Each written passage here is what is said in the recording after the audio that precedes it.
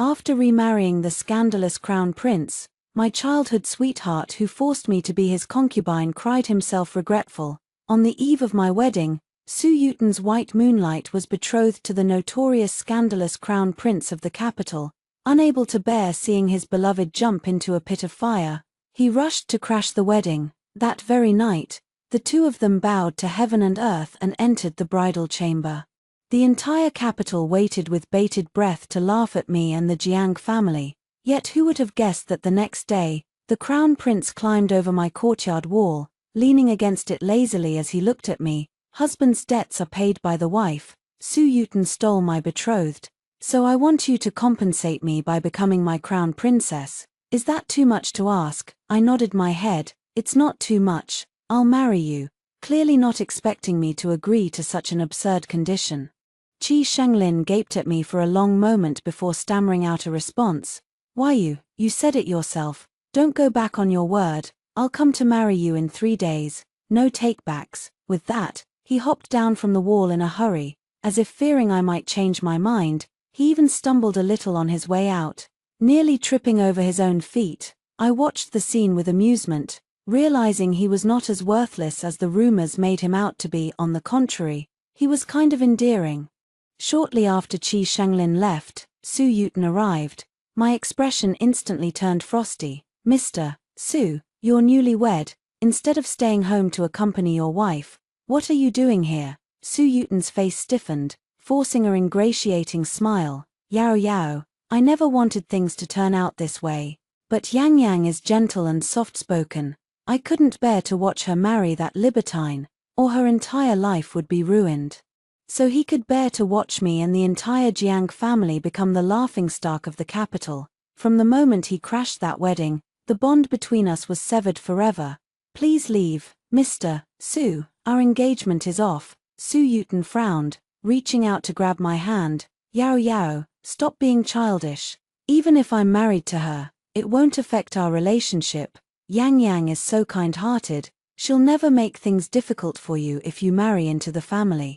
You'll just have to endure a little humiliation as a concubine first. Once you give birth to a son or daughter, I'll promote you to secondary wife. You and Yang Yang will both be my wives, and I'll never favor one over the other. The audacity of him, asking me, the proud young lady of the Jiang family, to be his concubine. Even if I were willing, the ancestors of the Jiang family would never allow it. I stepped back half a pace, staring at him coldly. No daughter of the Jiang family will ever be a concubine. Seeing me refuse, Su Yuten's expression turned displeased. It's just an empty title. Besides, even as a concubine, I'll never let anyone look down on you. Why must you make things so difficult for me? I was making things difficult for him. I almost laughed out of anger. Who was the one who had pulled such a ridiculous stunt as crashing a wedding on the eve of his own engagement, marrying another woman, and turning me and the entire Jiang family into the joke of the town? And he had the nerve to blame me for making things hard for him. I looked at him with disdain, repeating my words. I said it. No daughter of the Jiang family will ever be a concubine. Having his pride trampled on repeatedly, Su Yuten finally lost his temper. His face darkened. Jiang Shu Yao, you're simply unreasonable. Everyone knows how close we've been since childhood, that you've long been mine. Without me, who else would ever marry you? With that, he flung his sleeves and stormed off in a rage. I trembled all over with anger, a wave of sorrow washing over my heart. I knew then that the Su Yuten who had once loved me with his whole heart, who could never bear to see me suffer the slightest grievance, was gone forever. The man standing before me now was nothing but Lin Wanyan's husband. I should have let go long ago, the moment he ignored me for Lin Wanyan, trampling my sincere heart under his feet. But I had been unwilling to accept it. I had shared over a decade of memories with him. I refused to believe it meant less than the mere 6 months he had known Lin Wanyan. Fate had proven me wrong. Qi Shenglin gave me no time to regret my decision. The very next day, the Qi family arrived at our doorstep to propose marriage, bearing 108 chests of betrothal gifts that filled my room from floor to ceiling. My parents did not approve of Qi Shenglin, urging me to think it over again. But my mind was made up. If I couldn't have love, then I would have power.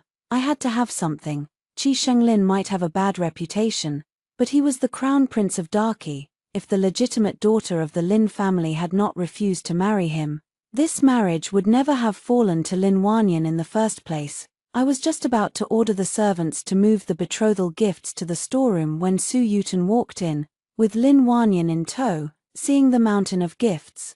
The two of them jumped to the wrong conclusion. Su Yuten lifted his chin, wearing a smug "I knew it" look. Lin Wanyan's eyes flashed with greed. "Sister, are all these your dowry?" Lin Wanyan was the illegitimate daughter of Master Su, born of a drunken tryst with a maid. She had never been valued in the Lin family. On her wedding day, Mistress Lin had sent her off with nothing but a single chest of copper coins. I frowned, denying it flatly. "They're not," but Su Yuten scoffed. "Cut the act. Yesterday you said you wouldn't marry him, and today you've already prepared your dowry." "Yes, sister, once you marry into the family, we'll be one big happy family." "Brother Yuten, didn't you prepare a gift for sister? Hurry and take it out." Lin Wanyan tugged at his sleeve, urging him on. As she moved, a flash of green caught my eye. I stared at it, frozen in place for a long moment. The Lu family had a heirloom jade bracelet, meant for their future daughter-in-law.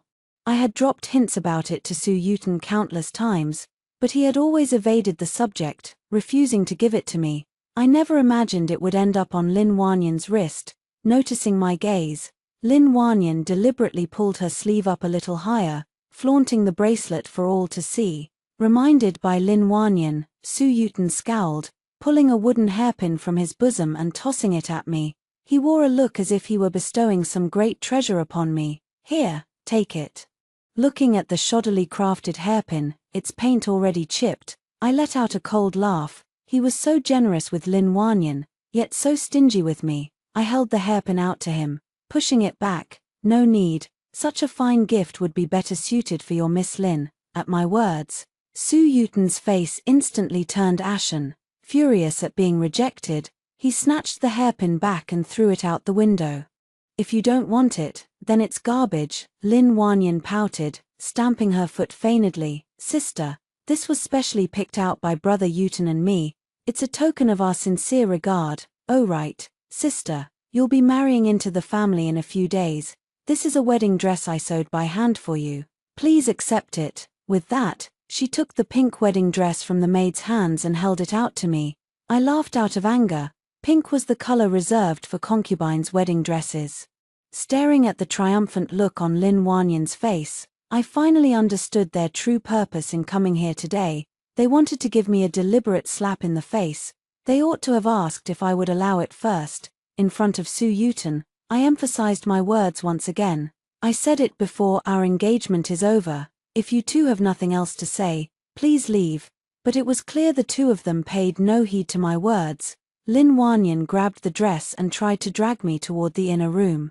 "Sister, don't say such angry words. I'm not sure if the dress fits. Why don't you try it on first?" Irritated, I shook her hand off. "Get lost, don't touch me." I had only meant to push her away gently, using no real force, but Lin Wanyan, clutching the dress, let out an exaggerated shriek and stumbled backward, landing hard on her bottom. Tears quickly welled up in her eyes. "I'm sorry, sister. I only wanted you to try on the dress. I had no other intentions." Seeing this, Su Yuten flew into a rage, shoving me hard. "Jiang Shu Yao, Yang Yang stayed up 2 whole nights to make that dress for you. She meant well, and this is how you repay her, a jealous shrew like you. With no shred of kindness in your heart, you deserve to die alone. You'll end up an old maid for the rest of your life." With that, he lifted Lin Wanyan into his arms and stormed out without a backward glance. As she was carried away, Lin Wanyan looked back at me, curling her lips into a triumphant smirk. The sight reminded me of the first time we had met. Back then, she had still been just a lowly illegitimate daughter in the Lin family. At a banquet, she had been bullied and ordered around like a maid by her legitimate elder sister. When she accidentally spilled wine on her sister's dress, she had been slapped hard across the face and forced to kneel in public. Su Yuten had taken pity on her, stepping in to defend her from the bullying. Later, fearing she would be targeted again by her sister, Su Yuten had always gone out of his way to look after her. giving her the best of everything, all the delicious treats and fun toys first. I had been jealous countless times because of this, but he had always laughed it off, saying, "I just feel sorry for Yang Yang. I want to help her." At first, I had truly believed his kindness toward Lin Wanyan was merely out of sympathy. That was until the day Lin Wanyan had been forced to marry Qi Shenglin. And Su Yuten had rushed to crash her wedding, afraid of any further delays. He had married her on the very same day, turning their relationship into a done deal that could never be undone. Only then did I realize that without my noticing, Lin Wanyan had long since carved out a place in his heart. I had been naive to think his special attention toward her had stemmed purely from goodwill.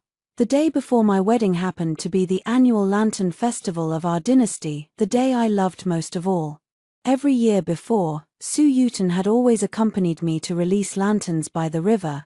This year was the first time I had come alone, but when I walked onto the street, I found it completely empty, all the street vendors nowhere to be seen. Confused, I was about to turn back when I heard two women chatting animatedly nearby. "Master Su is truly generous. I heard he bought out the entire street's lanterns just to make his wife happy. Tell me about it. If I were Mrs. Su, I'd be so touched I'd cry." And that's not even the half of it. Master Su even dared to offend the crown prince for her, and was willing to let the young lady of the Jiang family be his concubine.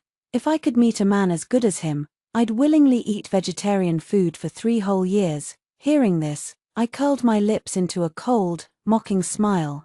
Just as I was about to leave, a familiar voice called out from behind me, "Sister." I turned around instinctively, only to see Su Yuten and Lin Wanyan standing not far away. She held a lantern in her hand, running toward me excitedly. "Sister, are you here to release lanterns too?" Su Yuten was still angry about what had happened yesterday, glaring at me with a huff when he saw me. Lin Wanyan held out the lantern in her hand, flaunting it in front of me. "I'm sorry, sister. Brother Yuten bought all the lanterns on this street. Why don't you take this one?" "No need." I stepped back half a pace, wary of her trying to frame me again. Besides, I had never been in the habit of using things that others had already touched, whether they were objects or people. At my refusal, Su Yuten's expression turned icy cold, his voice dripping with sarcasm. "The young lady of the Jiang family is far too noble to accept our humble gift. Let's leave her be, Yang Yang. Come, let's go to the river." With that, he took Lin Wanyan's hand and walked toward the riverside. As soon as the two of them left, a man dressed in the attire of a steward approached me.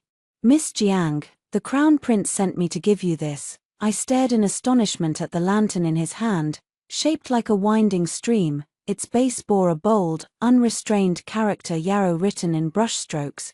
It was the most exquisite lantern I had ever seen. In the end, I could not bear to set it afloat on the river, so I brought it home with me. The next day, my maid roused me at dawn to comb my hair and help me into my wedding dress.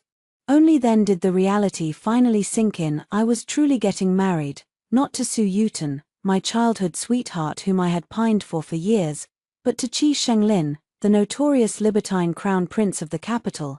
To say I was not nervous would have been a lie. I took a deep breath. Now that I had made my decision, I would forge ahead unwaveringly, no matter what the future held. Once I was fully dressed, the wedding procession arrived, but to my surprise, it was not Qi Shenglin who led it, it was Su Yuten. Staring at the small pink sedan chair and the procession of fewer than 20 men, disbelief flashed across my face. I thought I had made myself perfectly clear to Su Yuten. I had returned all the betrothal gifts from the Su family. What was he playing at today?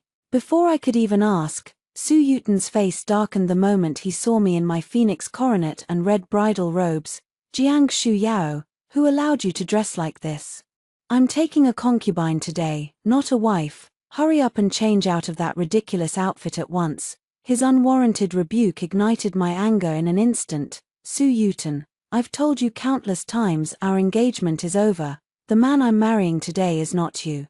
My husband will be here soon. Take your people and leave at once." Su Yuten scoffed disdainfully. "Enough with the act. If you keep this up, I'll really walk away. Yang Yang entered my household first, so she is rightfully my principal wife. And I already told you, I'll promote you to secondary wife once you give me a son or daughter.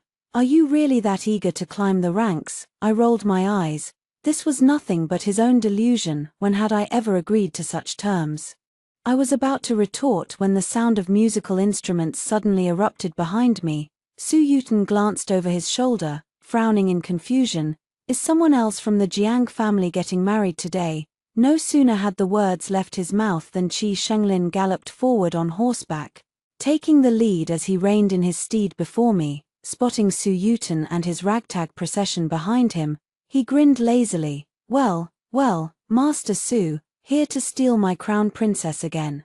At the sight of him, Su Yuten's eyes widened in shock, his mind struggling to process what was happening. Suddenly, as if a thought had struck him, he eyed Qi Shenglin warily. I was about to ask your Royal Highness, what brings you here with such a large entourage today? Qi Shenglin flicked his horsewhip, wearing a cheeky grin that was impossible to dislike. What else? To pick up my bride, of course. Su Yuten froze for a moment, the implications of his words slowly sinking in. His voice trembled slightly as he spoke. What did you mean earlier, when you called her your crown princess? Qi Shenglin curled his lips into a mocking smirk, about to answer only for me to cut him off. Su Yuten, I said firmly, he is my husband, the man I am marrying today is him. That's impossible. Su Yuten paled, the words bursting out of him in a near shout.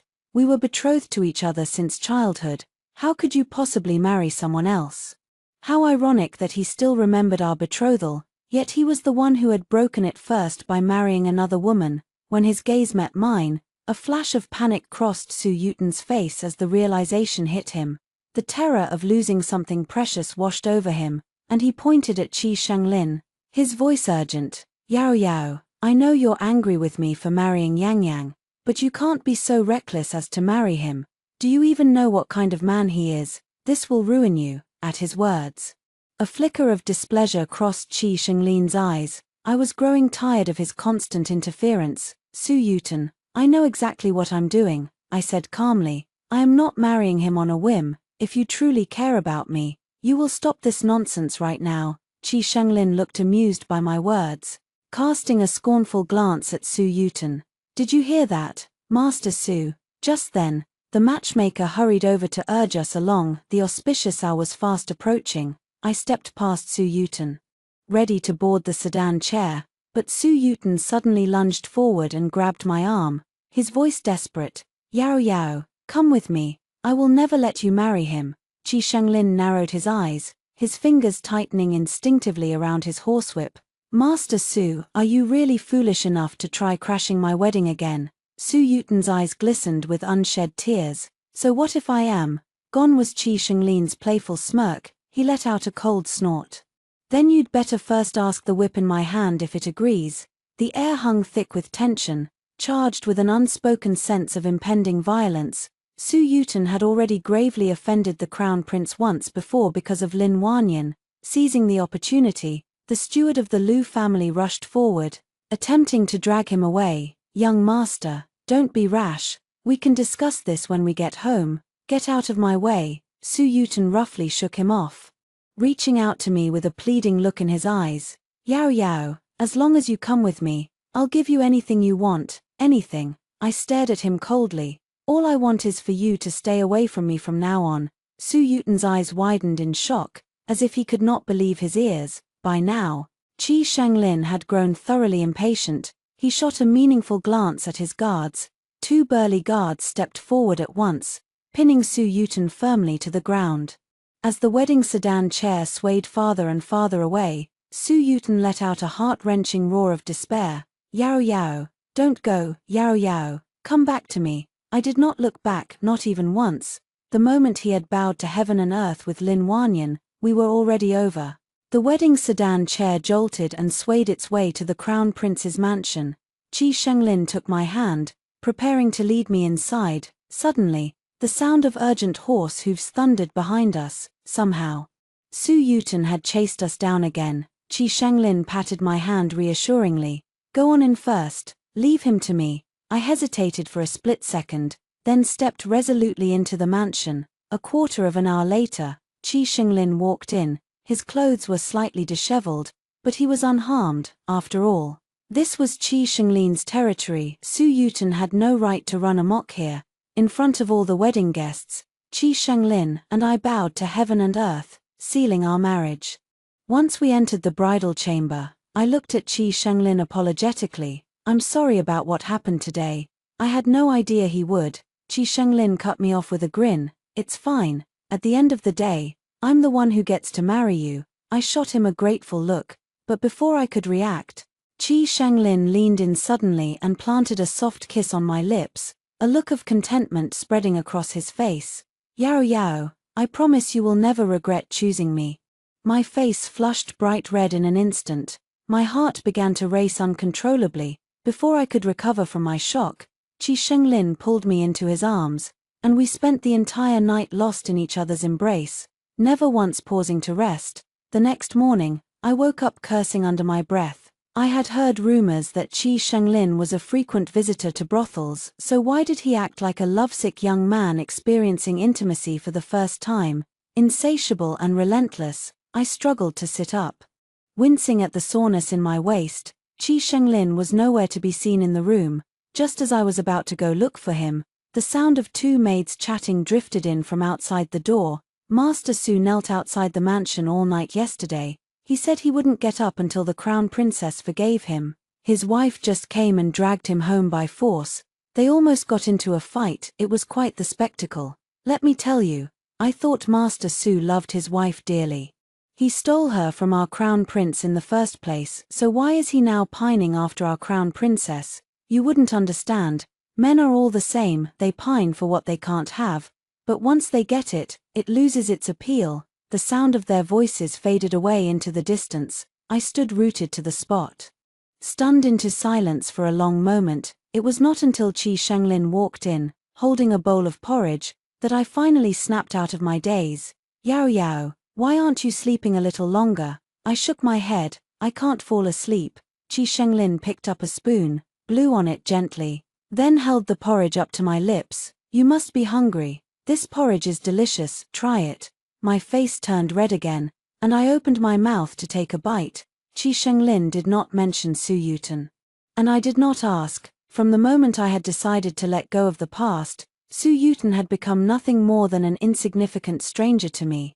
As for Qi Shenglin, he was nothing like the rumors had painted him to be. For 3 days straight, he stayed by my side every waking moment, never leaving me alone. Ignoring the teasing glances from the maids, I pushed him away playfully, telling him to go attend to his duties, but he just grinned cheekily and snuggled up to me again.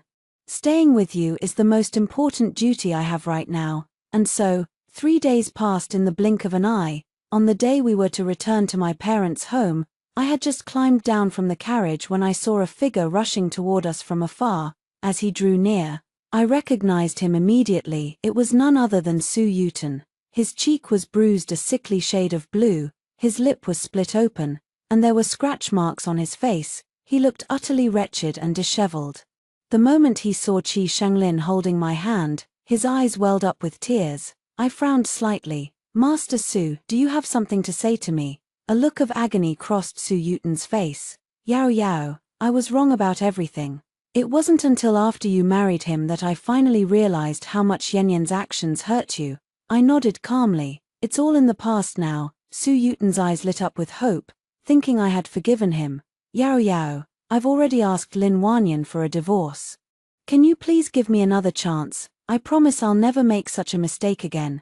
Qi Shenglin's face turned green with rage at his words. He grabbed Su Yuten by the collar, his fist raised and ready to strike, but I quickly pulled him back. "Su Yuten," I said firmly, "when I said it's in the past, I meant that what happened between you and me is over. Now that we are both married to other people, there is no need to say such things and embarrass yourself." Su Yuten's eyes glistened with tears of anger as he pointed accusingly at Qi Shenglin. "But you will never be happy with him. I don't care about what happened between you two. Divorce him, and I'll marry you right away." Whether I would be happy with Qi Shenglin, I did not know, but I knew for certain that I would never be happy with Su Yuten. Why would I willingly jump into a pool of muddy water when I could clearly see what lay ahead? I shook my head, looking at him with a solemn expression. Su Yuten, we are no longer children, we must take responsibility for the choices we make. Since you married her, you should stay with her and make a life together. This is the best outcome for both of us." At my words, Qi Shenglin shot Su Yuten a satisfied glare, his voice laced with warning. "Did you hear that? If I ever catch you pestering her again, you'll regret it." With that, he put his arm around my waist and led me toward the mansion gate. Su Yuten let out a roar of bitter resentment. Unwilling to give up. Why him? We grew up together. You promised me you'd marry me. How could you break your word? I paused mid-step. It was true, I had said those words to him when I was young and naive, my heart newly awakened to love, but life was long, and full of temptations. He had failed to keep his heart true to me. If that was the case, how could I be the one accused of breaking my word? I wasted no more words on him, grabbing Qi Shenglin's hand and walking straight into the mansion.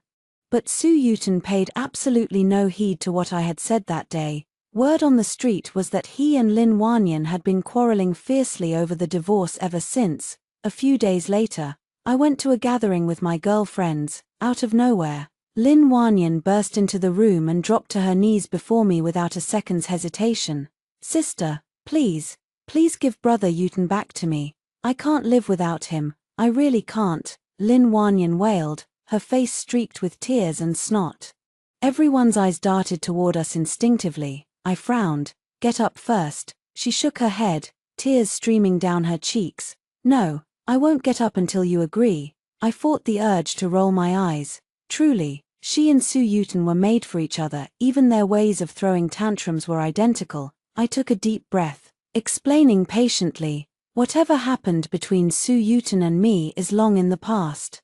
As for the problems between you two husband and wife, that's none of my business as an outsider. But he hasn't touched me in over half a month, and he wants a divorce from me for you. Sister, you already have the crown prince. Why do you still have to steal him from me?" The crowd of onlookers grew larger by the second. I had no desire to meddle in other people's affairs and was about to leave when Miss Lin, the eldest daughter of the Lin family, suddenly rushed over and grabbed Lin Wanyan by the ear. "Lin Wanyan, are you not ashamed enough already? Hurry up and get off your knees." At the sight of Lin Wanyan shrank back, cowering. "Elder sister, don't call me your elder sister. I have no sister like you," Miss Lin snarled. "Throwing a fit over a man like this, you've disgraced the entire Lin family." Lin Wanyan tried to say something more, but Miss Lin, disgusted by her shamelessness, ordered the servants to gag her and drag her out of the room by force. After that incident, I lost all desire to stay at the gathering any longer. It wasn't long before Su Yuten heard about what had happened that day. Furious, he locked Lin Wanyan up, terrified that she would run to me again and spout more nonsense. For the first time in days, I finally had some peace and quiet. Just when I thought everything was behind me, I suddenly received a message from Su Yuten. "Qi Shenglin, Yanchun Tower. Back door, come quickly." Yanchun Tower was the largest brothel in the capital and also Qi Shenglin's favorite haunt in his wilder days. The rumors about him flashed through my mind, and my heart skipped a beat, sinking like a stone. Before I knew what I was doing, I found myself walking toward the back door. There, Su Yuten was already waiting for me beside a carriage. The moment he saw me, his eyes lit up like he had finally caught Qi Shenglin red-handed. His voice trembled with excitement. "Yao Yao, I told you Qi Shenglin was no good. It hasn't even been a few days, and he's already showing his true colors. I just got word he's in Yanchun Tower right now, drinking himself drunk with a bunch of other playboys. If you don't believe me, I'll take you to see for yourself right now." A wave of reluctance washed over me. I was terrified of seeing something I shouldn't. After a moment's hesitation, I climbed into the carriage anyway. The entire ride there, my heart felt like lead.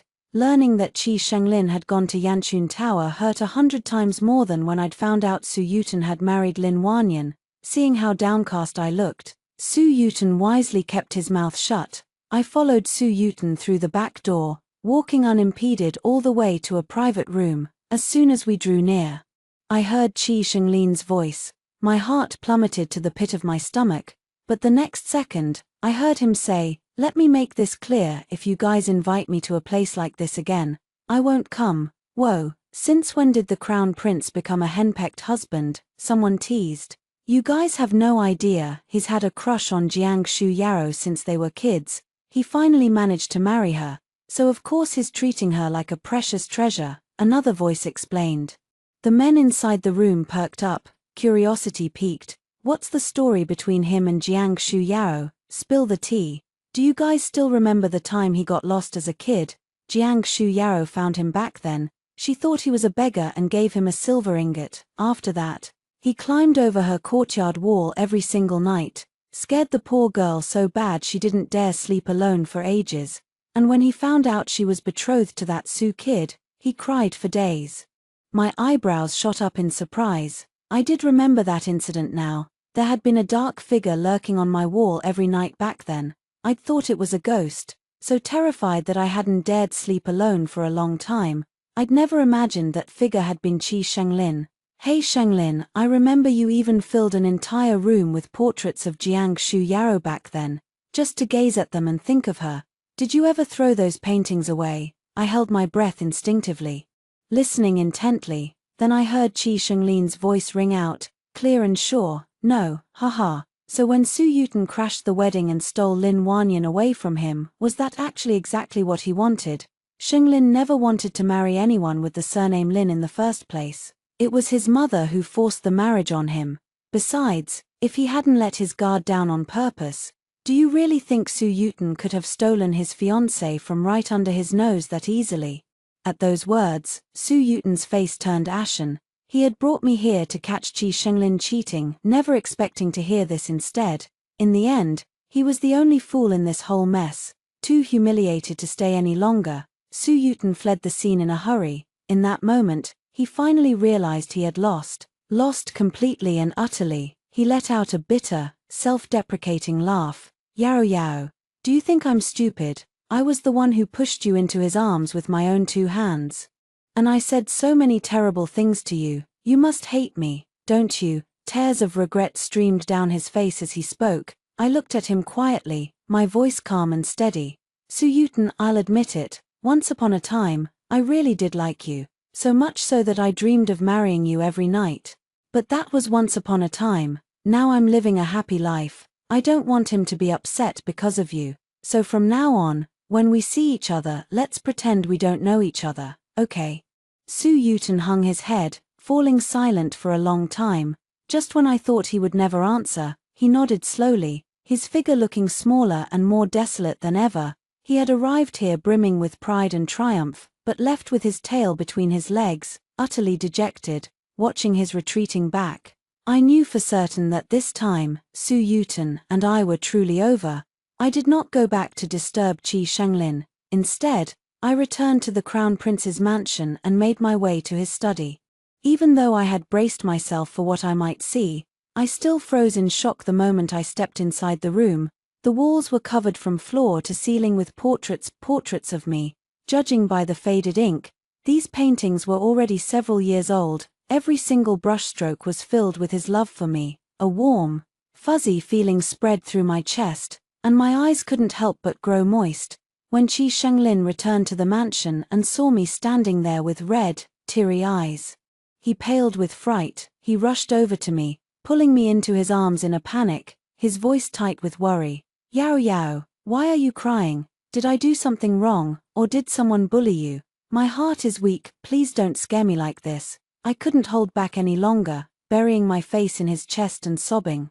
Qi Shenglin, I like you so much. Qi Shenglin's entire body went rigid. It took a moment for his brain to process what he had just heard. Then, a look of ecstatic joy spread across his face. He hugged me tightly, pressing kiss after kiss to my hair and cheeks. Yao Yao, I love you, more than you could ever imagine. So much more. Later, when Qi Shenglin found out that Su Yuten had taken me to Yanchun Tower to catch him cheating, he was so furious that he almost stormed over to the Su family mansion to drag Su Yuten out and give him a good beating.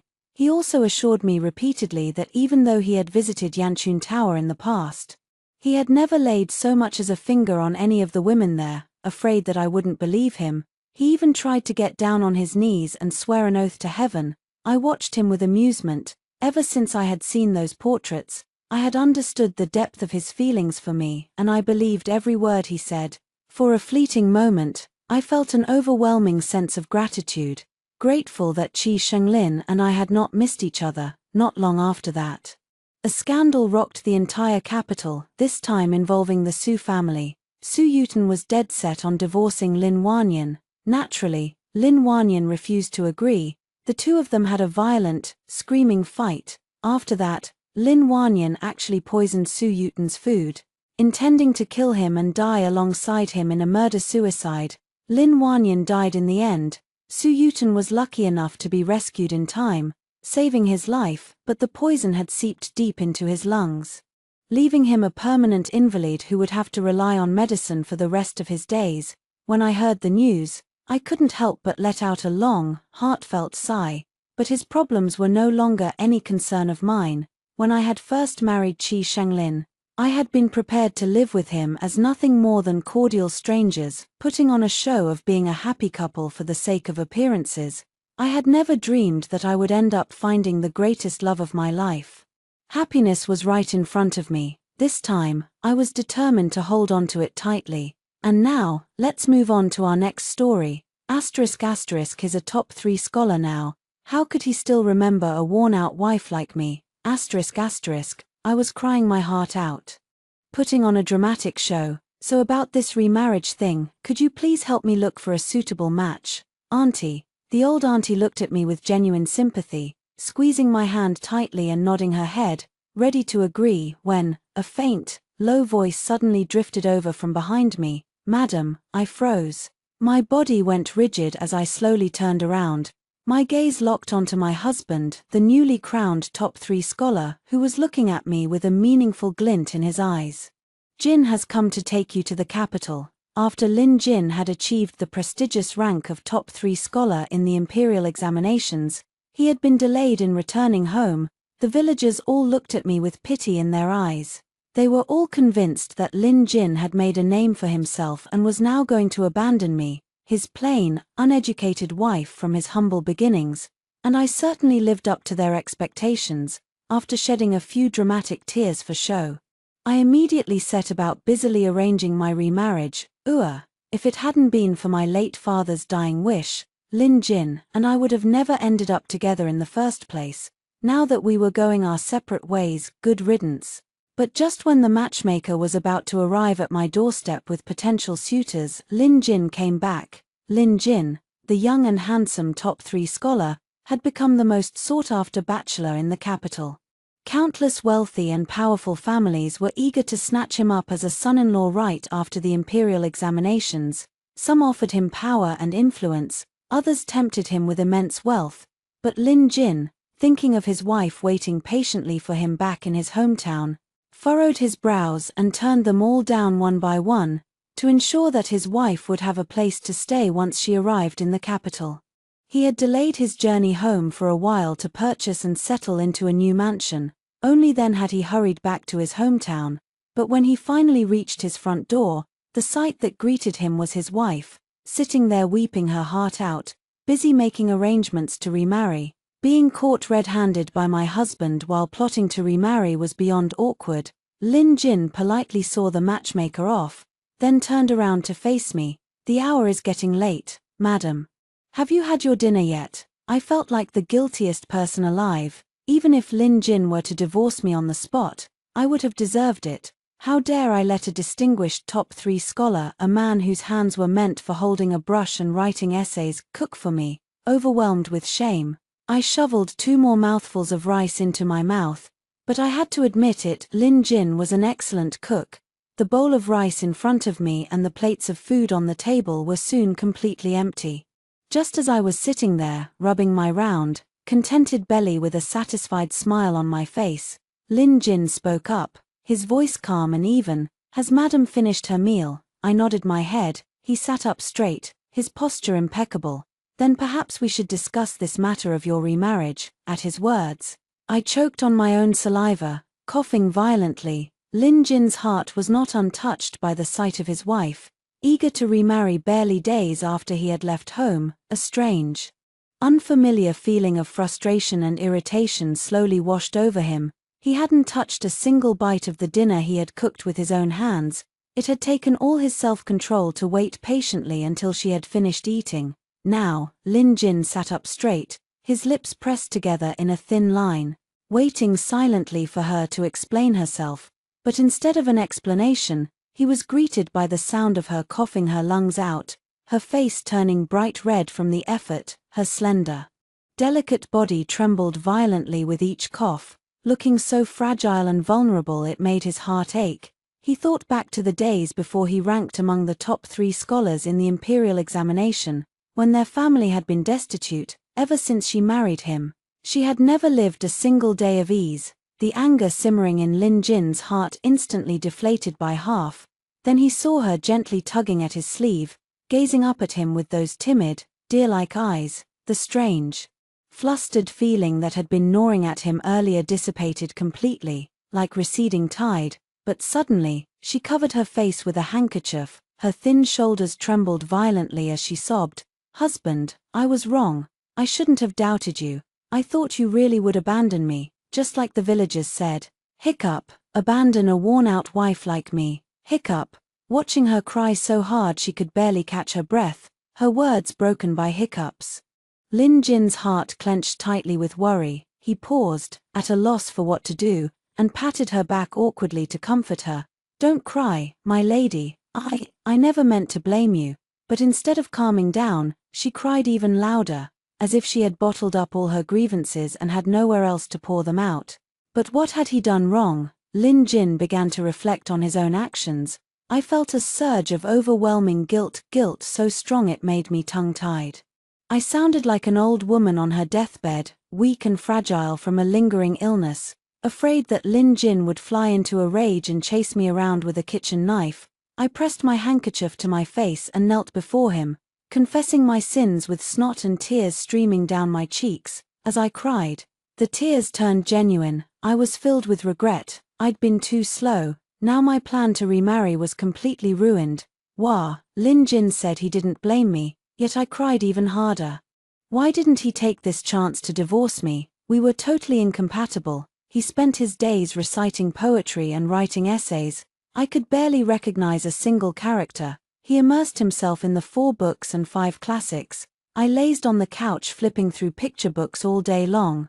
He loved quiet solitude. I craved liveliness and excitement.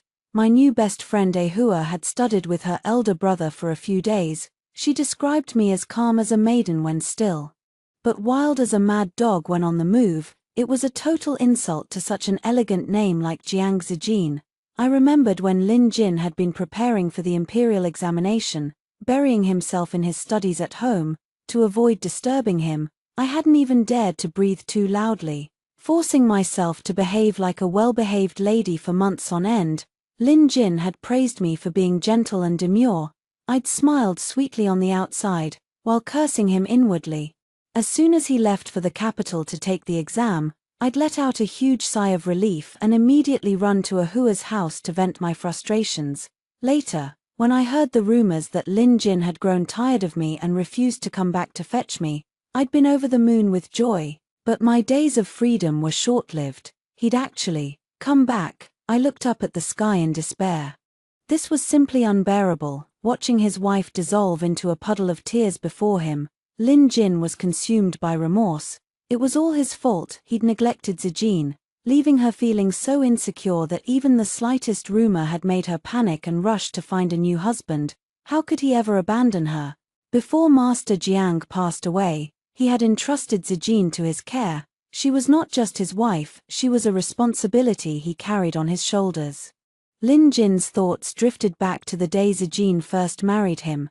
The imperial examination had been fast approaching, and he'd been stretched thin writing calligraphy for money during the day, and burning the midnight oil to study at night. He'd barely had any time to accompany Zijin, even on their wedding night. He'd only managed to lift her red veil with trembling hands. After that, they'd sat awkwardly on the edge of the bed, saying nothing to each other. It was Zijin who'd broken the silence first, gently urging him to return to his study to continue his revisions. He'd nodded calmly, putting on a brave face, but before going back to his desk, he'd stood outside for a long time, letting the cold night wind cool his flushed cheeks. After that night, he'd moved into the study permanently, never once disturbing Zejine's peace. On a daily basis, Zijine had seemed as quiet and delicate as a porcelain doll, only occasionally, when a mischievous glint flickered in her deer-like eyes, had Lin Jin felt like he was finally seeing the real her, a flesh-and-blood woman with a spark of life in her. But those moments of playfulness had been few and far between, or rather, she'd made sure not to let him see them. Zijine had never been particularly affectionate toward him, so when he heard the news that she wanted to remarry, he'd pressed his lips together, not the least bit surprised, without a word. He'd left the post house in the capital, changing horses 3 times in a row, and rushed back home as fast as he could. Thankfully, he wasn't too late. The cloud of gloom hanging over Lin Jin's heart finally lifted a little. He made up his mind, from now on, he would spend more time with Zijine, making up for all the years he'd lost. With Lin Jin refusing to let me go, my dream of remarriage was dead in the water. I had no choice but to nod reluctantly when he told me we were moving to the capital. He said the emperor had bestowed a large mansion upon him. I tried to console myself with this thought, at least we could each have our own courtyard, leaving each other in peace. With that plan in mind, I happily began packing my luggage, but Lin Jin had been acting really strange lately. He kept hovering around me for no reason at all. Could it be that he was just bored? After hesitating for a moment, my heart softened, and I fetched the stack of picture books I'd been hoarding for years.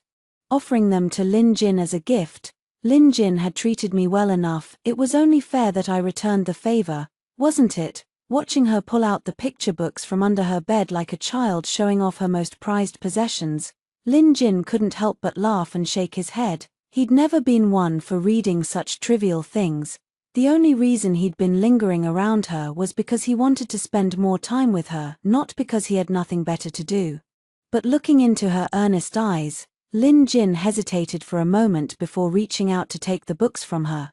Oh well, she was only trying to be nice, afraid that he'd be bored at home. If she loved reading these picture books so much, then he would read them too. That way, in the future, they wouldn't end up sitting awkwardly on the bed with nothing to say to each other. He'd heard that some of these storybooks even taught lessons on how husbands and wives should get along.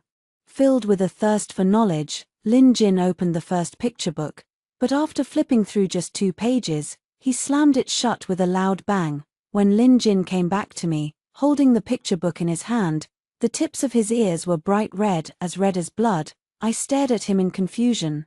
Were these picture books really that interesting? Usually, I couldn't read the words, so I just flipped through the illustrations, and they were nothing special. His lips trembled as he spoke. His voice strained. My lady, do you have any idea what these books are actually about? I shook my head firmly, but to be honest, I was dying of curiosity, so I rolled my eyes playfully, grabbed his sleeve, and put on a shy, coquettish expression. Husband, I'm illiterate.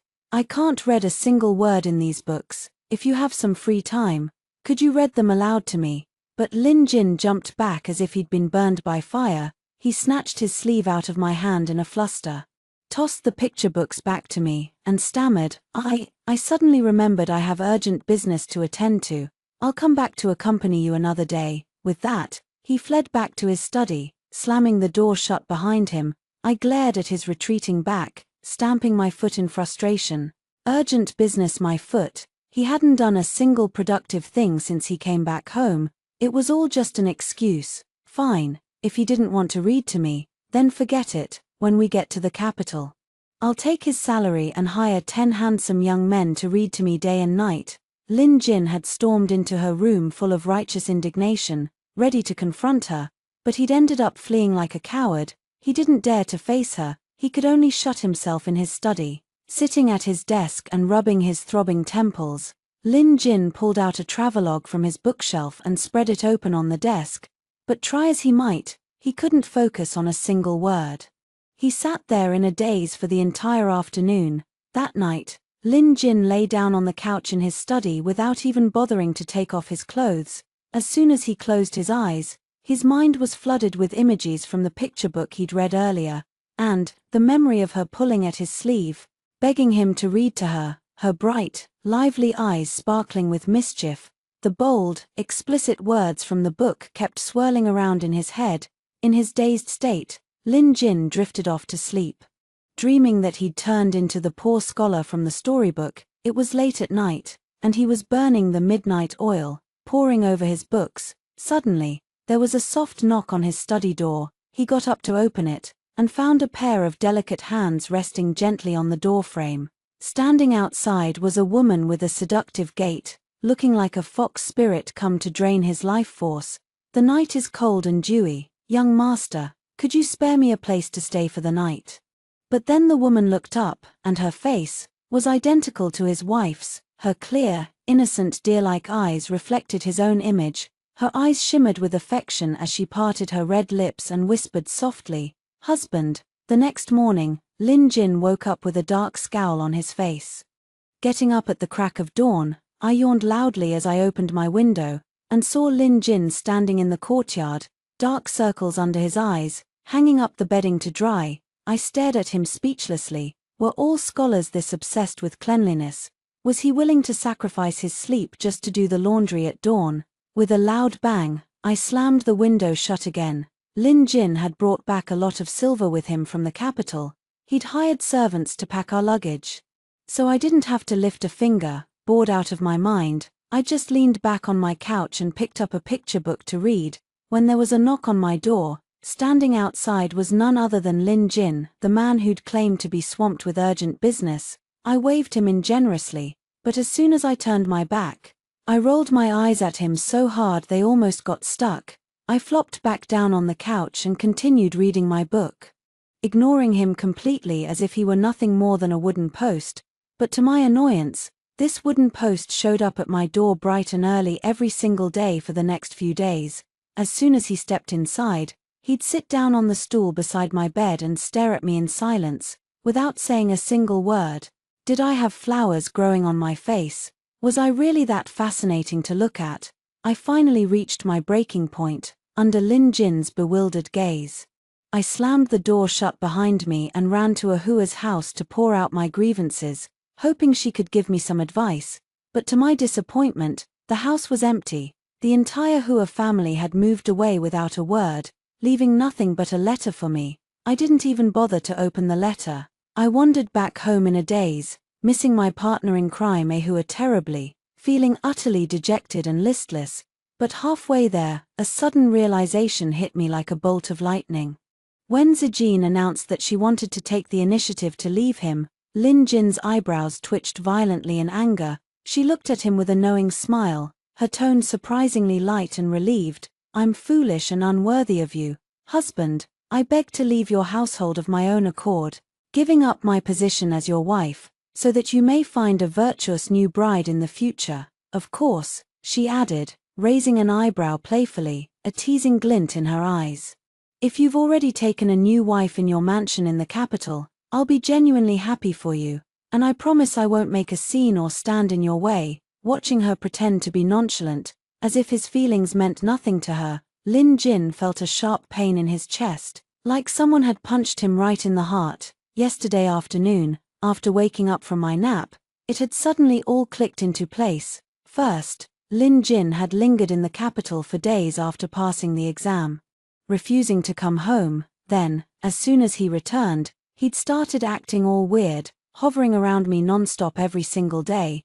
There was only one explanation: he'd already taken a new wife in his fancy new mansion in the capital, and he was too embarrassed to tell me the truth. Well, that was no problem at all. I wasn't some unreasonable shrew, after all. Besides, now that he was a top 3 scholar and an official, I would never be able to handle all the tedious troubles that came with being an official's wife. It worked out perfectly, didn't it? He had his new flames, and I wanted to remarry, a simple divorce agreement, and everyone would be happy. But to my surprise, after hearing me out, Lin Jin's expression remained impassive, not a hint of joy on his face. His voice was low and heavy. "Jin promised Uncle Jiang that he would take good care of you, madam. You need not waste your time thinking about a divorce. I will never agree to it. Your luggage is already packed. If there is nothing amiss, Jin will take you to the capital tomorrow." With that, he flicked his sleeves and walked away. not giving me the slightest chance to refuse. Lin Jin had originally thought that since Zijin did not trust him now, he would wait until they arrived in the capital, live with her in the same courtyard, and slowly get to know each other again. But who could have guessed that upon entering the capital and moving into their new mansion, Zijin smiled brightly and suggested they split the courtyard, then turned around without the slightest hesitation and closed her courtyard door firmly in his face, thwarting Lin Jin's plans completely. Living in separate courtyards was one thing, but ever since arriving in the capital, Zijin had stayed cooped up in her own courtyard, refusing even to see him. He had stood outside her courtyard gate countless times, only to be met with closed doors every single time. Lin Jin stood outside the gate, letting out a bitter laugh. His own wife, and yet she guarded herself against him so fiercely. What could he do to draw closer to her? The little maid who had been eavesdropping by the door turned around and gestured at me.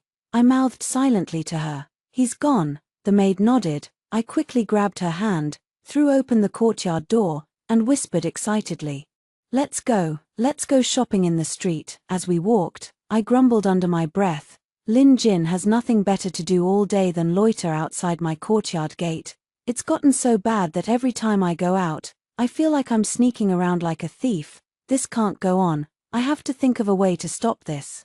But before I could come up with any plan, a servant sent by Lin Jin arrived at my courtyard. "What? You're saying master fell off his horse and broke his leg?" I was so shocked that the soup spoon in my hand clattered to the floor, landing in my bowl with a splash. Great. Now I had no choice but to go see him. It would be rude not to. After falling off his horse, Lin Jin had been carried back to the mansion by his good friend Fang Yang. "Only you, Ziyu, could be ruthless enough to deliberately fall off your horse in front of the princess just to make a fool of yourself," Fang Yang said, looking at Lin Jin, who was having his wound dressed. With admiration in his eyes, Fang Yang had passed the imperial examinations in the same year as Lin Jin, ranking second place as the second top scholar, and had become Lin Jin's closest confidant. "You have no idea." Before going to the hunting ground, the princess looked at you with the hottest, most intense gaze, but the moment you pretended to be clumsy and fell off your horse, her expression turned listless.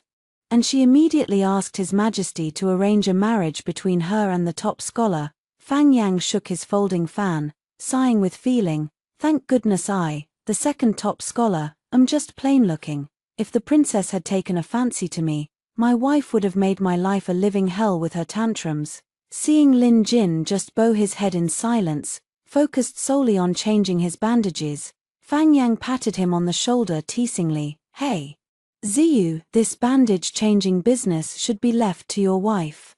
Don't you think?" "Why?" Lin Jin asked without even lifting his eyes.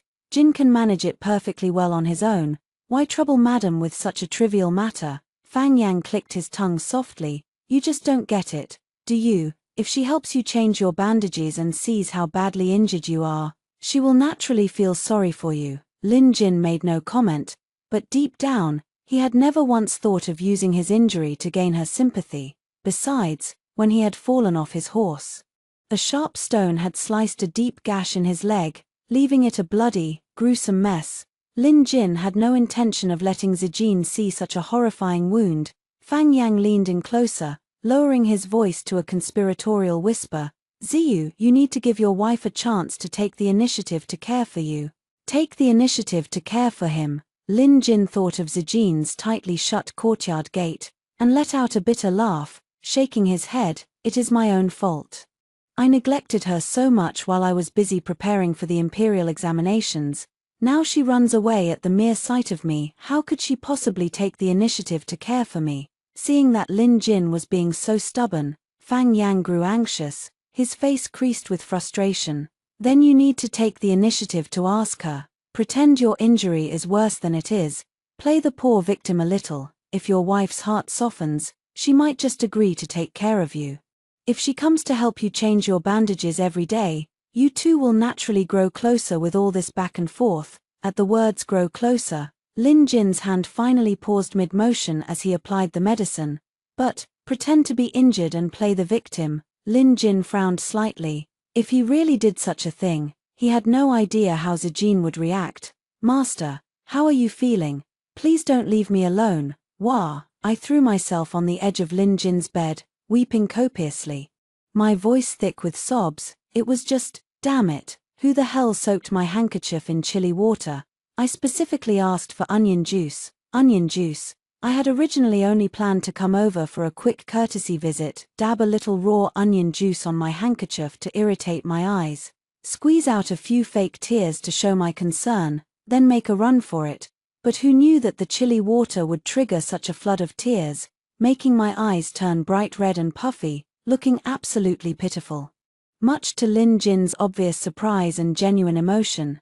"Jin is fine, madam, there is no need for you to worry," he said softly. I was just about to nod and make my escape when my eyes fell on the blood-stained linen bandage wrapped around his leg. I froze on the spot, completely dumbfounded.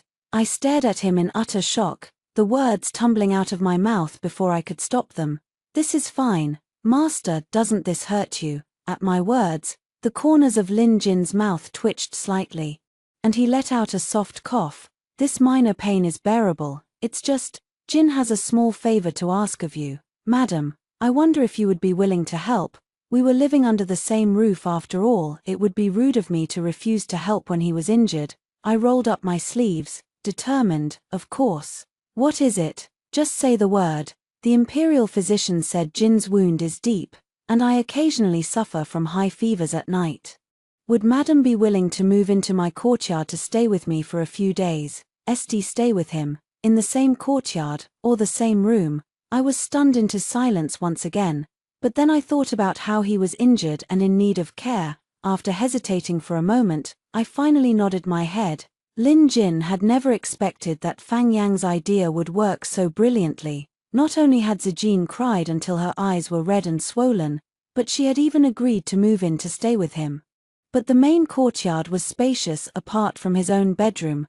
There were plenty of side rooms. He had originally only wanted to use this as an excuse to get her to move into the main courtyard side room, never once intending to force her to share the same bedroom as him. As for asking her to take care of him, that had merely been a lie to coax her into moving in. If he really felt unwell, he would never dream of disturbing her, he would simply call the night watchman instead. But who could have guessed that upon hearing his request, his little wife would furrow her delicate brows, hesitating for a moment before speaking softly. "Then, this concubine will sleep on the couch in the outer room, so as not to disturb master's rest. If master feels unwell during the night, just call for me." The outer room. Lin Jin's heart skipped a beat. His bedroom was simple and modest. The outer room where the couch was placed was separated from the inner room where his bed was by nothing more than a single folding screen.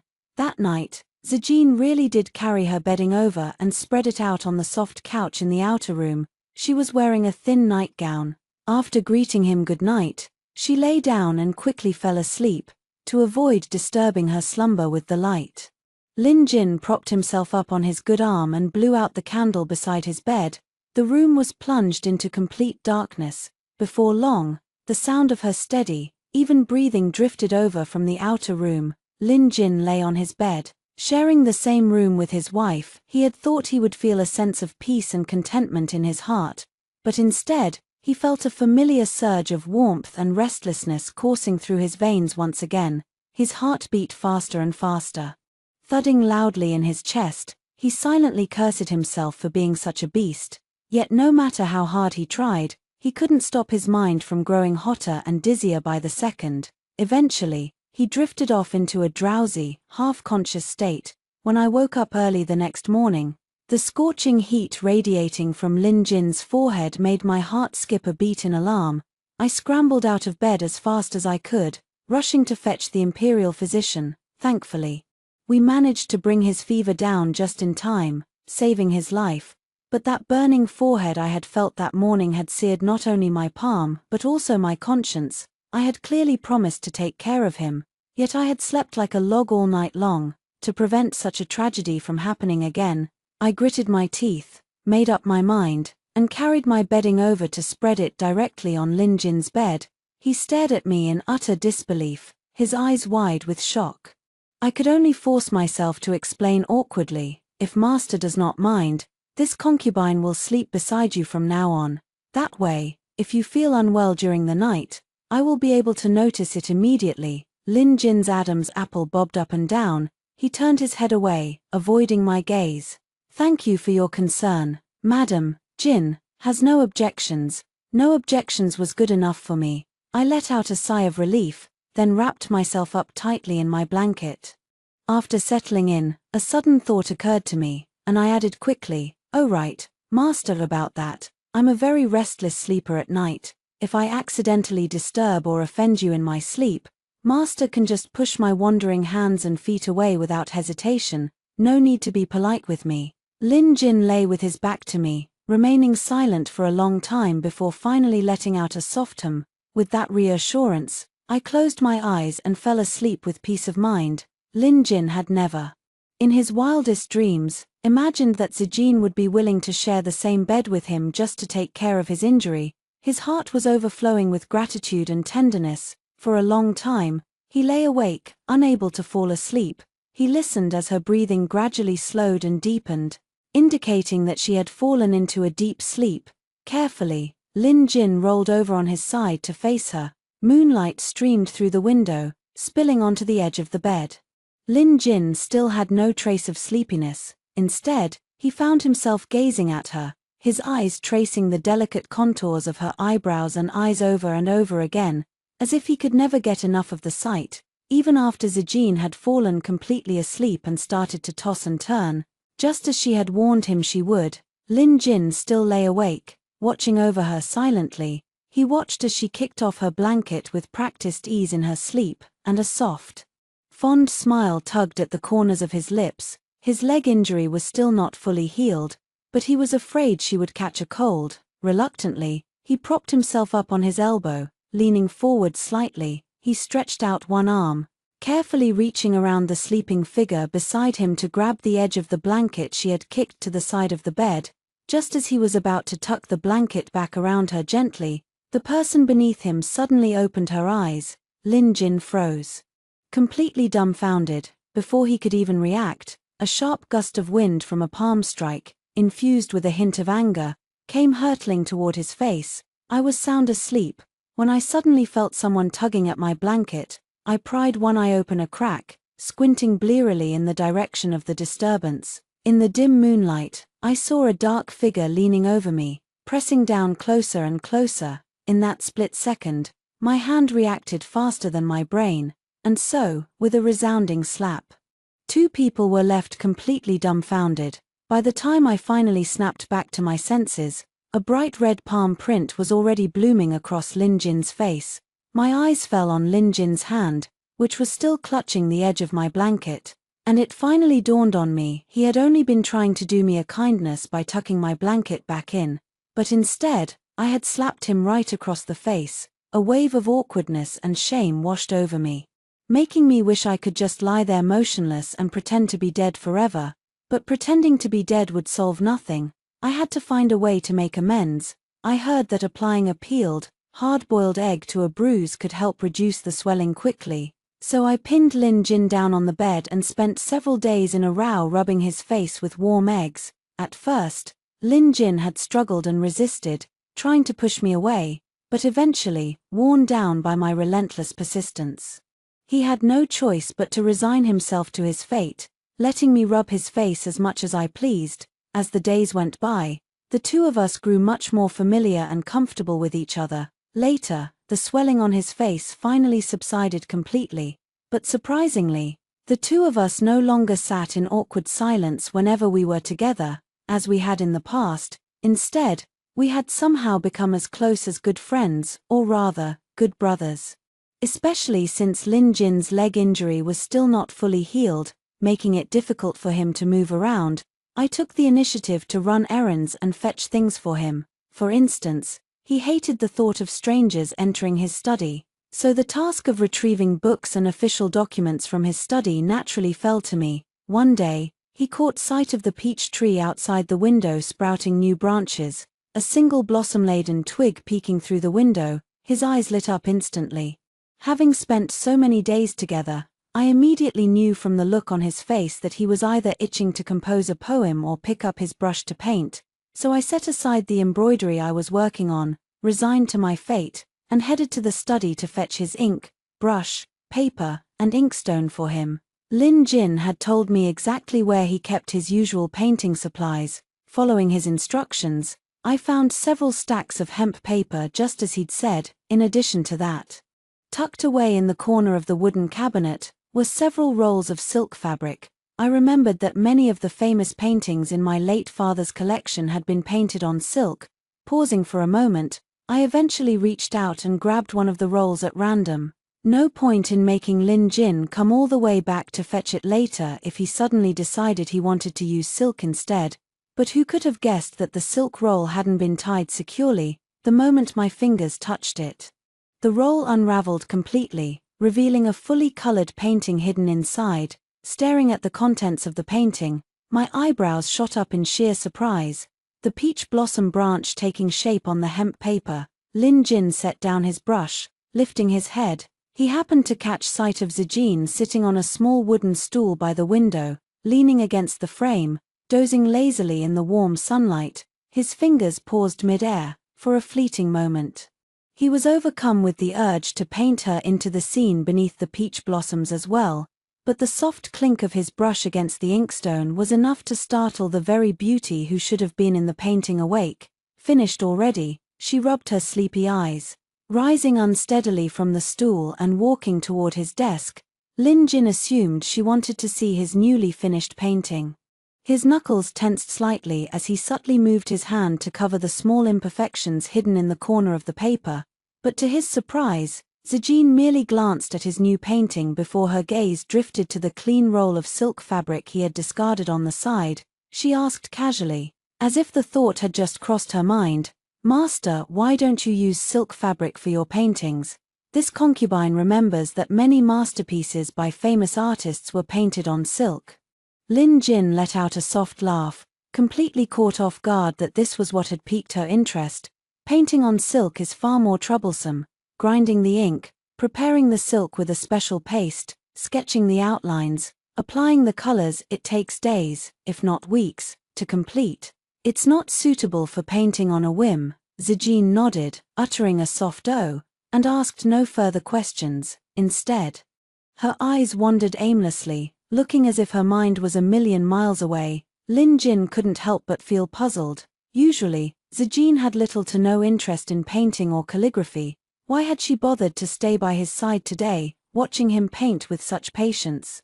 And why had she even taken the initiative to ask him about it? Unable to make sense of her sudden interest, he pushed the thought aside and began tidying up the scattered items on his desk, having put away his ink and brush. His eyes fell on the roll of silk fabric he had set aside earlier. Lin Jin paused, a sudden realization dawning on him. He had left that silk painting in his study. I had never imagined that the silk painting hidden away in Lin Jin's study would be a portrait of me, not just any portrait. Either it was a painting of me leaning lazily against a couch, engrossed in reading a storybook, even though he hadn't written the title of the book on the cover in the painting. I recognized the distinctive color scheme immediately. It was my favorite storybook, the one I'd been reading non-stop for days. I was left utterly speechless. Why on earth would he choose to paint this? He could have painted me embroidering, or playing the qin, or even just sitting quietly. Why did he have to paint me reading a storybook of all things? Was he subtly mocking me for being lazy? There was a line of small characters written in the corner of the painting, but I couldn't read them. Dejectedly, I rolled the painting back up, put it back in its place, and fetched a new, clean roll of silk fabric to take to Lin Jin instead. While Lin Jin painted, I sat beside him, my chin resting in my hand, my mind wandering aimlessly. I was dying to ask him what the small line of writing on the painting had said, but seeing him sitting there with his head bowed, completely absorbed in his work, brush moving steadily across the paper, I couldn't bring myself to disturb him. I had to admit, even though I couldn't fully appreciate the artistic merits of Lin Jin's paintings, watching him paint was a delight for the eyes in itself. Lin Jin's hands were long and slender, his knuckles prominent, yet his grip on the brush was firm and steady. His head was tilted slightly downward as he focused on his work. Still recovering from his illness, he hadn't bothered to tie his hair up with a crown, allowing his long black tresses to fall loosely over his shoulders and chest. He looked so relaxed and unrestrained, like a reclusive scholar who had lived in the mountains for years, far removed from the chaos of the world. I stared at him, completely captivated, my mind drifting off as I let out a soft sigh. If only he really were a carefree hermit living in the mountains, instead of a rising star in the imperial court, a top-3 scholar admired by countless young ladies from noble families, watching Zijin's evasive gaze. Lin Jin guessed that she must have seen the silk painting. That painting had taken him nearly a month to complete, stealing a little time each day from his busy schedule to work on it. He had originally planned to have it mounted in an elegant frame before giving it to Zijin as a gift, but now that she had already seen it, Lin Jin decided to be completely forthright and tell her about it directly. In Jin's study, there is a portrait of you, madam. I painted it during my leisure time. If you do not mind, I would like to give it to you as a small token of my affection. Seeing Zijin's eyebrows furrow slightly, Lin Jin feared that she disliked the painting. He quickly apologized, his tone filled with remorse. Jin acted presumptuously. I painted your portrait on silk without your prior consent. If you do not like it, Jin will burn the painting at once, without hesitation. But to his surprise, Zijin's frown only deepened, her face twisting into a look of distress. It's not that I dislike it, and it's certainly not presumptuous, it's just that, her voice grew softer and softer, almost inaudible. Why did you have to paint me reading a storybook? In the painting, I'm slouching on the couch. It's so unflattering. Lin Jin had never expected this to be the reason for her displeasure. For a moment, he couldn't help but laugh out loud. It is Jin's fault. The painting is yours to do with as you please, if you would like. Jin would be happy to paint you another portrait this time, exactly as you wish. At his words, Zijin's eyes lit up like stars in the night sky. Following Lin Jin's instructions, I sat back down on the small wooden stool by the window ledge, one hand supporting my chin, the other gently brushing against the peach blossom branch peeking through the window, watching as Lin Jin rearranged his ink, brush, paper, and inkstone. Not yet ready to start painting, I rolled my eyes playfully. Then mustered up the courage to ask the question I had been dying to ask all along. Master, what did that line of writing on the previous painting say? Was it a poem you composed yourself? At my words, Lin Jin's hand paused mid-stroke as he ground the ink stick against the inkstone. The line of writing on that painting was not a poem. It wasn't. I had been so sure it was a poem Lin Jin had written to praise my beauty. Wasn't that what all literati did, write poems to extol the virtues and beauty of the women they admired? Did that mean I wasn't beautiful enough in Lin Jin's eyes to inspire a poem? I let out a soft, dejected "oh," my disappointment impossible to hide. But to my surprise, Lin Jin set down the ink stick. Turning to look at me, a faint, tender smile tugged at the corners of his lips as he spoke softly. It was a blessing, a wish for you, a blessing. My spirits lifted instantly. Hope sparking in my chest once more. Could it be a wish for me to remain beautiful forever, my youth and beauty never fading? Under my eager, expectant gaze, Lin Jin opened his mouth slowly, choosing his words carefully as he repeated the line written on the painting. May my beloved wife know much joy and happiness in the days to come. May she always be safe and peaceful. May she live the rest of her years free from all sorrow and care. At his words, the smile froze on my face.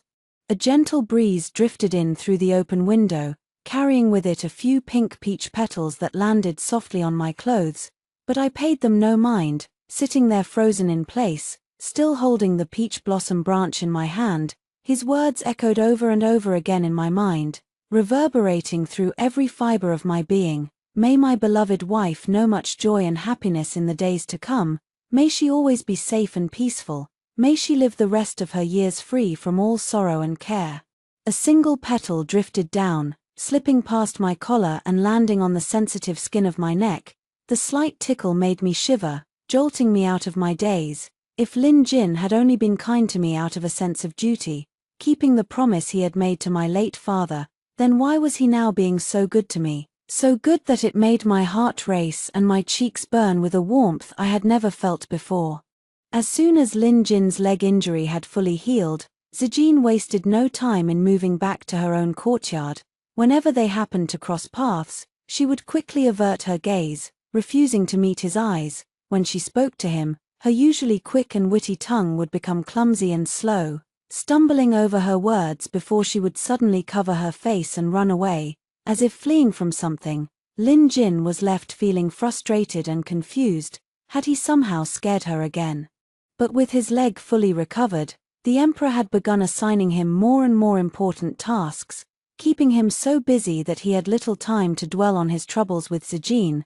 These past few days, Lin Jin had been sent by the emperor to the outskirts of the capital to assist with the resettlement of refugees who had fled to the capital to escape the devastating effects of a natural disaster. Swamped with official duties, he had been living and working on the outskirts, not returning home for nearly half a month. During this time, he had sent 2 letters back to the mansion, but Zijin had never replied, nor had she sent anyone to inquire after his well-being. Lin Jin let out a long, helpless sigh.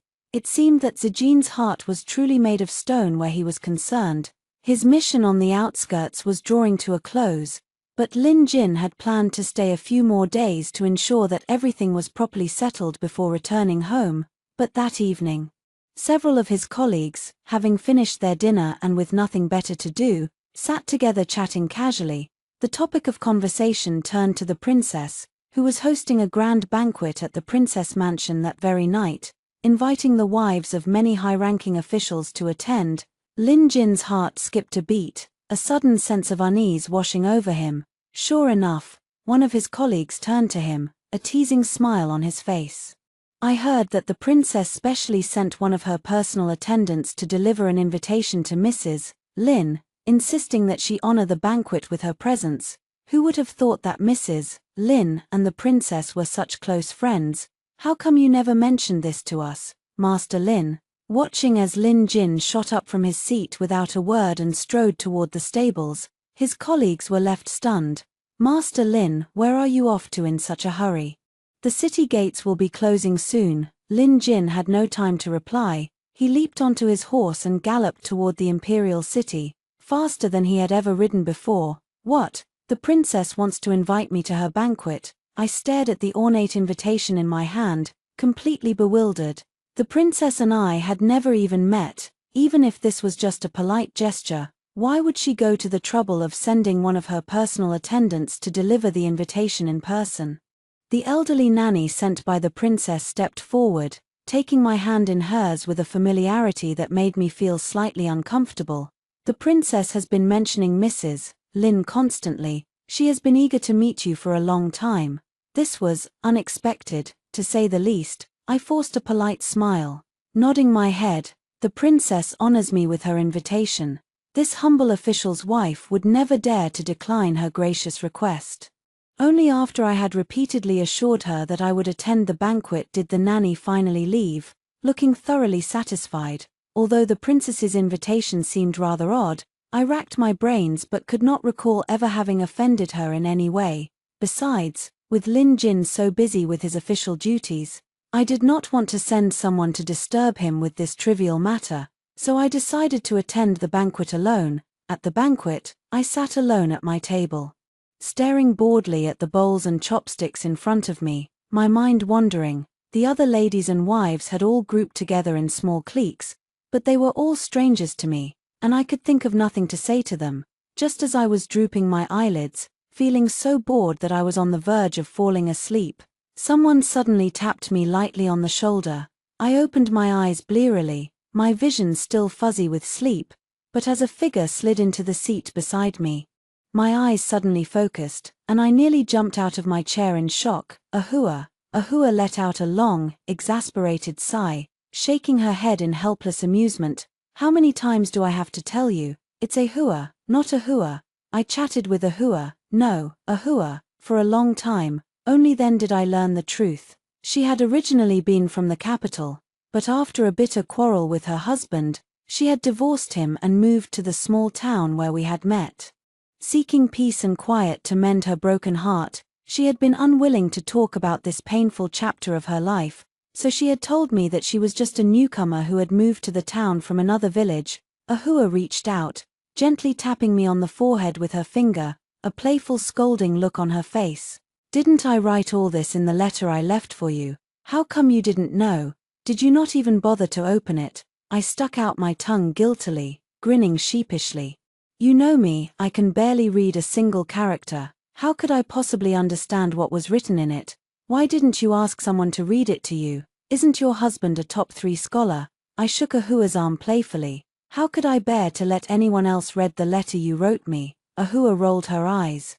Unable to argue with my logic, she pretended to be annoyed, pinching my cheek lightly. "Smooth talker."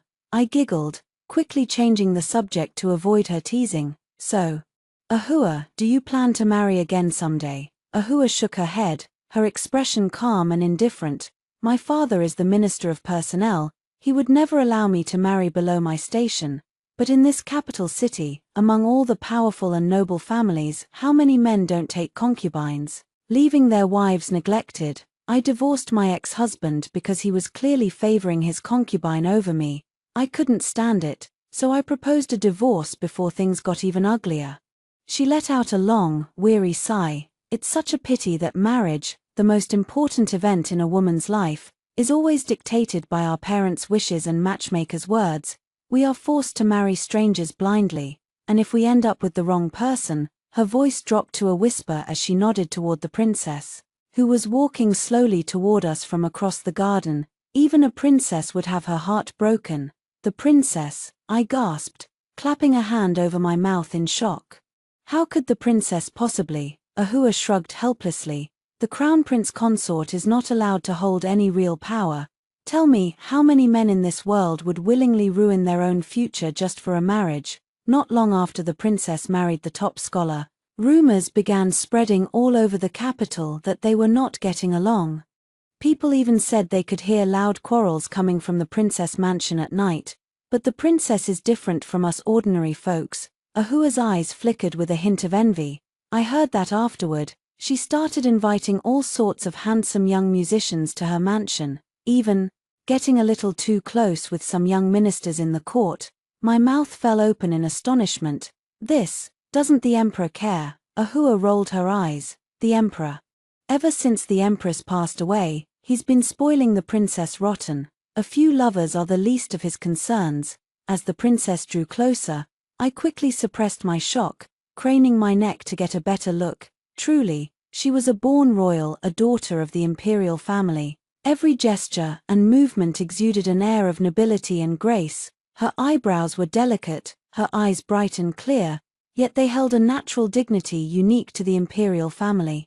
Even surrounded by so many beautiful noble ladies and wives, the princess effortlessly outshone them all, her beauty taking everyone's breath away.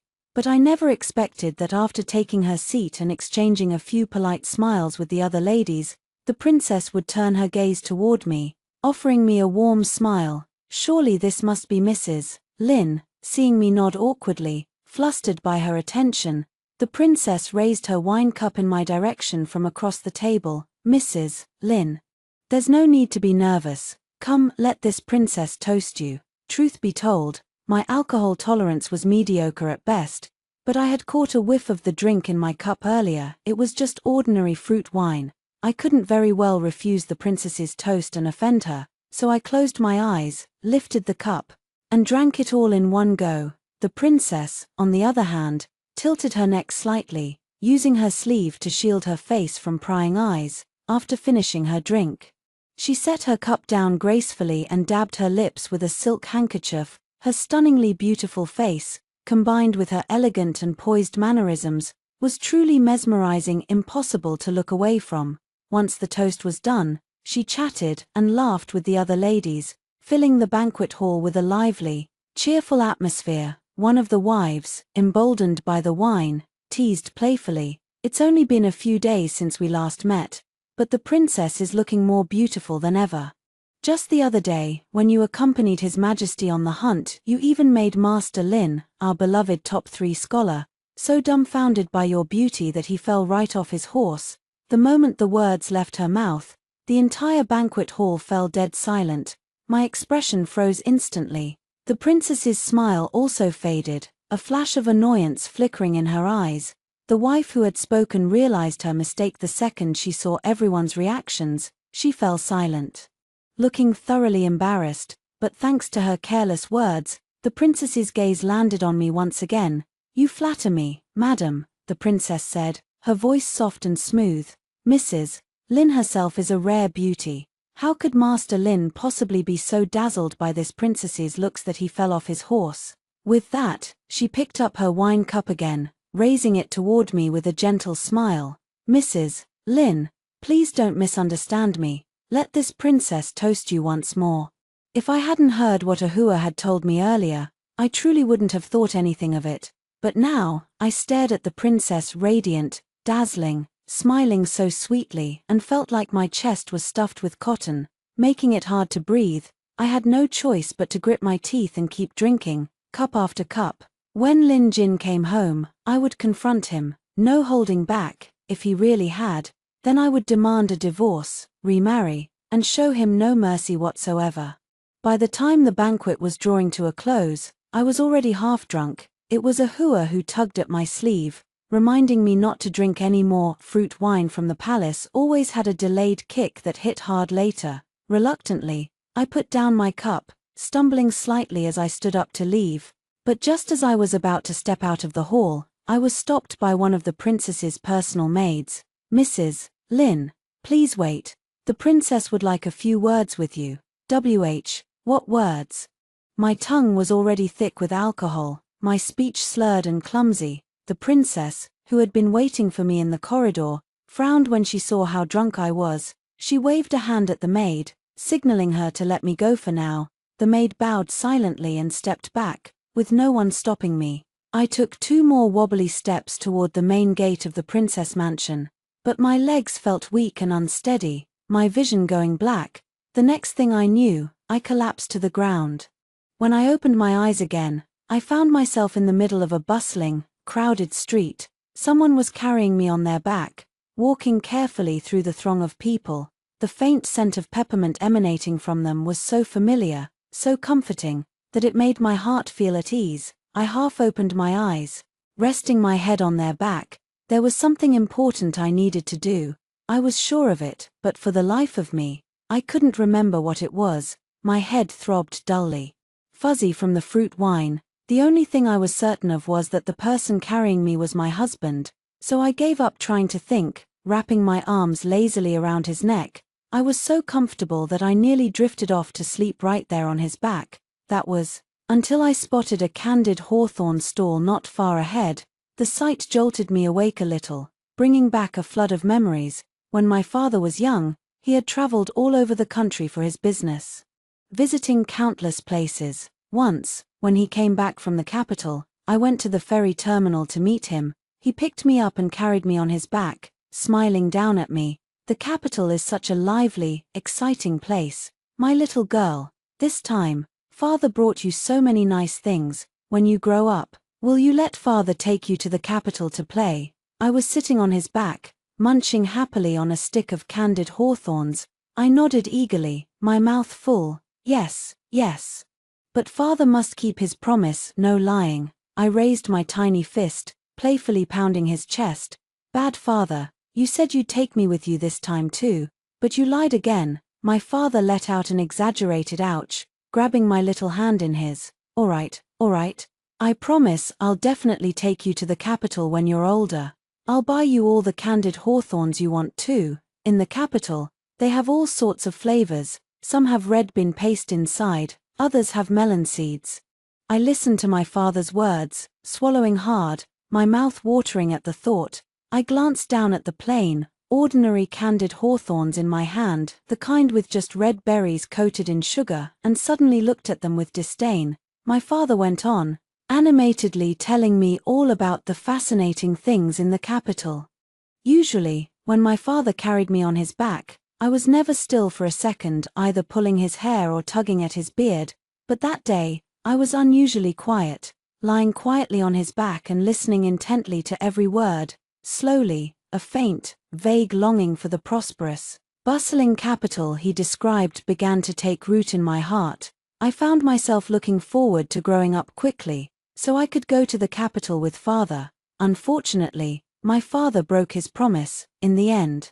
The person who brought me to the capital, who bought me candied hawthorns, was Lin Jin. Thinking about the candied hawthorns my father had owed me all those years, a bitter taste filled my mouth. I patted the person carrying me on the shoulder, my voice unconsciously taking on a soft, coquettish tone. I want candied hawthorns. The person carrying me paused for a moment, then turned and headed toward the hawthorn stall. A smile tugged at the corners of my mouth. Soon enough, I was holding a stick of candied hawthorns I had never tasted before, one covered in all sorts of nuts. I couldn't wait to take a bite, only to nearly break my tooth. The candied hawthorns with nuts were dry and hard, nothing like I had imagined. I didn't like them at all. Father had lied to me again. But he had also taught me since I was little that I should never waste food, so I used my sleeve to roughly wipe the moisture from my cheeks. Then forced myself to finish the rest of the candied hawthorns, my lips pursed in disappointment. By the time we reached home, Lin Jin carefully lifted me off his back and laid me down on the bed. That was when I suddenly remembered the important thing I had forgotten earlier. Thankfully, Zijin was just drunk. Lin Jin let out a sigh of relief, gently lifting her onto the bed and removing her shoes and socks for her. He noticed that she was still clutching the empty stick of candied hawthorns in her hand. He carefully tried to pull it out of her grasp, but the small movement was enough to wake her up. Zijin blinked her eyes open, still hazy with sleep. Her lips immediately turned downward, and she burst into tears. It's not good. These candied hawthorns are terrible. They're so sour, they make my teeth hurt. Lin Jin knew she was still too drunk to reason with, so he simply humored her. All right. Then we won't buy them again next time. But to his surprise, Zijin was still not satisfied, her voice thick with tears and anger. It's not just the candied hawthorns that are sour. Tell me, did you fall off your horse because of the princess? The sudden shift in topic caught Lin Jin off guard, leaving him momentarily speechless. What? Zijin reached out and grabbed his ear, twisting it hard, her face flushed with anger. I said, did you stare at the princess's beauty until you were so dumbfounded that you fell off your horse? At her words, Lin Jin couldn't help but laugh, equal parts amused and exasperated. How could that be? Jin never even raised his head to look directly at the princess's face. He had fallen off his horse precisely to avoid the princess's unwanted attention. How ironic that he was now being accused of the exact opposite. Zijin crossed her arms stubbornly, refusing to believe him. Lin Jin winced, his ear still in her grip. Darling wife, could you please be a little gentler? Let Jin explain everything to you slowly. When Zijin showed no sign of loosening her grip, Lin Jin sighed. Realizing that arguing with a drunk person was a futile endeavor, he thought for a moment, deciding to distract her by changing the subject again. So he switched gears abruptly, his voice softening. Jin sent you 2 letters while I was away. Why didn't you write back? At his question, Zijin's eyes flew open wide, her expression suddenly turning guilty. She avoided his gaze, finally letting go of his ear. I can't read. Then, her eyes suddenly lit up with a mischievous glint. She threw her arms around his arm, shaking it gently, her tone turning sweet and coquettish. Besides, the letters you wrote me, how could I bear to let anyone else read them? Look, she pointed at the small wooden box on the table with her red-painted fingernail. I've kept them all safely in this box. The letters he had sent her, she had cherished them, keeping them all carefully stored away. Lin Jin was stunned for a moment, staring blankly at the wooden box on the table. A faint, warm sweetness began to bloom in his chest. But before he could savor the feeling, Zijin added, counting on her fingers, this box doesn't just have the letters you sent me. It also has the letter A who left me before she moved away. Oh right. And it has some little trinkets father sent me when he was traveling for business all those years ago. Lin Jin's expression froze instantly. The bitter taste of disappointment washed over him, drowning out the faint sweetness in his chest before it could even fully take root. His face darkened. He tucked her roughly under the covers, then stood up, clearly intending to leave. But before he could take a single step, a pair of soft, warm arms wrapped themselves tightly around his waist from behind. Husband, it was such a rare, sweet plea for him to stay. Lin Jin squeezed his eyes shut, a mix of embarrassment and annoyance flooding his chest. What a little liar. She was so good at deceiving him. Every time he was on the verge of giving up hope, she would show him a little more kindness, leaving him utterly captivated and unable to let go. Yet her heart had never once belonged to him. Lin Jin pressed his lips into a thin line, making up his mind to storm off without a word, but then a small head nuzzled against his back, rubbing gently. Husband, don't go. He wanted to steal his heart and yank her arms away from his waist, but the fabric of his robe against his back was slowly growing damp with tears. Lin Jin froze. The moment he realized what was happening, he panicked, instantly turning around to pull her into his arms, but Zijin stubbornly clung to his waist, refusing to let him turn around, her face buried in his back as she sobbed uncontrollably. Wara, you have no idea. Husband, how many people are pining for you, my top 3 scholar. Every time I go shopping in the street, I hear women talking about how they wish they could marry my husband, but the worst part is, her sobs grew louder, her small fists pounding lightly against his back. The worst part is that you're so good to me, you've made me fall in love with you. Though her voice grew softer and softer, fading to a whisper by the end, Lin Jin caught every single word clearly. A jumble of emotions swirled in his chest, sweetness and bitterness tangled together, half and half. Joy bloomed at the words fall in love with you, yet his heart ached fiercely at the raw insecurity in her voice. His voice hoarse with emotion, he whispered, my wife. Jin swore an oath, in this lifetime. You will be my only one. Zijin let out a soft, disbelieving snort. Oaths are the least reliable thing in the world. Helpless, Lin Jin relented, taking her hand in his tone soft and coaxing. Then tell me, my love, what must Jin do to make you believe me? Zijin lifted her eyes to meet his, her voice thick with hurt and grievance. Is there anything going on between you and the princess? At this abrupt, confused question, Lin Jin finally understood. He guessed that her drunken confession of love tonight must have been triggered by those ridiculous rumors. If it weren't for those rumors, who knew how long it would have taken for them to finally bare their hearts to each other? But now that he had reaped the unexpected benefit from those rumors, he owed her a clear, honest explanation. He opened his mouth to speak only to find that the eloquence that had served him so well during the Imperial Palace examination had completely deserted him. All he could manage to say, over and over again, were the same few clumsy words. There really isn't anything, please believe me, my wife. But judging by the skeptical look on Zijin's face, it was clear she was far from convinced. Lin Jin fell silent for a moment. He was about to swear a deadly oath, then he remembered her words, that she didn't believe in oaths. For a moment, he couldn't think of any better way to prove his innocence. He could only furrow his brows, racking his brain for a solution. Just as he was caught in this dilemma, a pair of slender, soft hands reached up to smooth the furrow between his brows, erasing the deep crease there. I will ask you only one more question, she said, her voice gentle but her eyes firm and resolute. Does my husband like me? Yes. Lin Jin nodded slightly, yet his ears had already turned bright red. But this brief, somewhat perfunctory answer was clearly not enough to satisfy Zijin. Watching the light fade from her eyes, Lin Jin's breath hitched in his throat. He had always been a man of action, not words. Putting his love into plain, straightforward words was incredibly difficult for him. But he was even more afraid that if he continued to be so reserved, what awaited him in the end would truly be her leaving to marry another. So he clenched his sleeves imperceptibly, hiding the turmoil in his heart.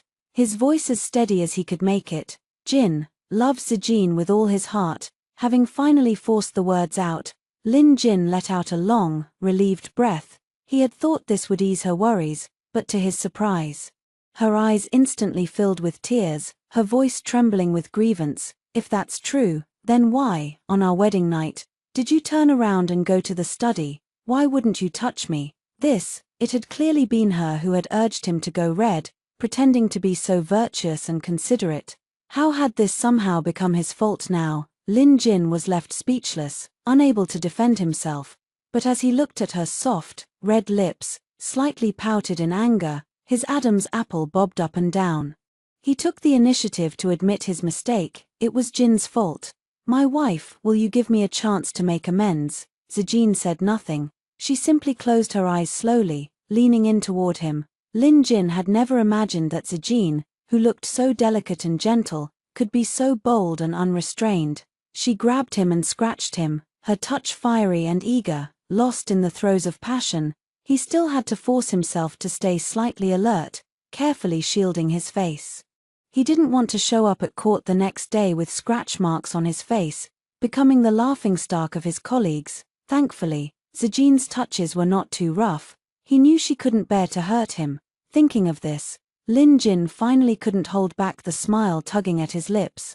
He quickly picked up his official tablet, using it to cover his mouth, hiding the soft smile there. Lin Jin had to wake up early for court. Sleeping in the same bed, he was afraid he would disturb her.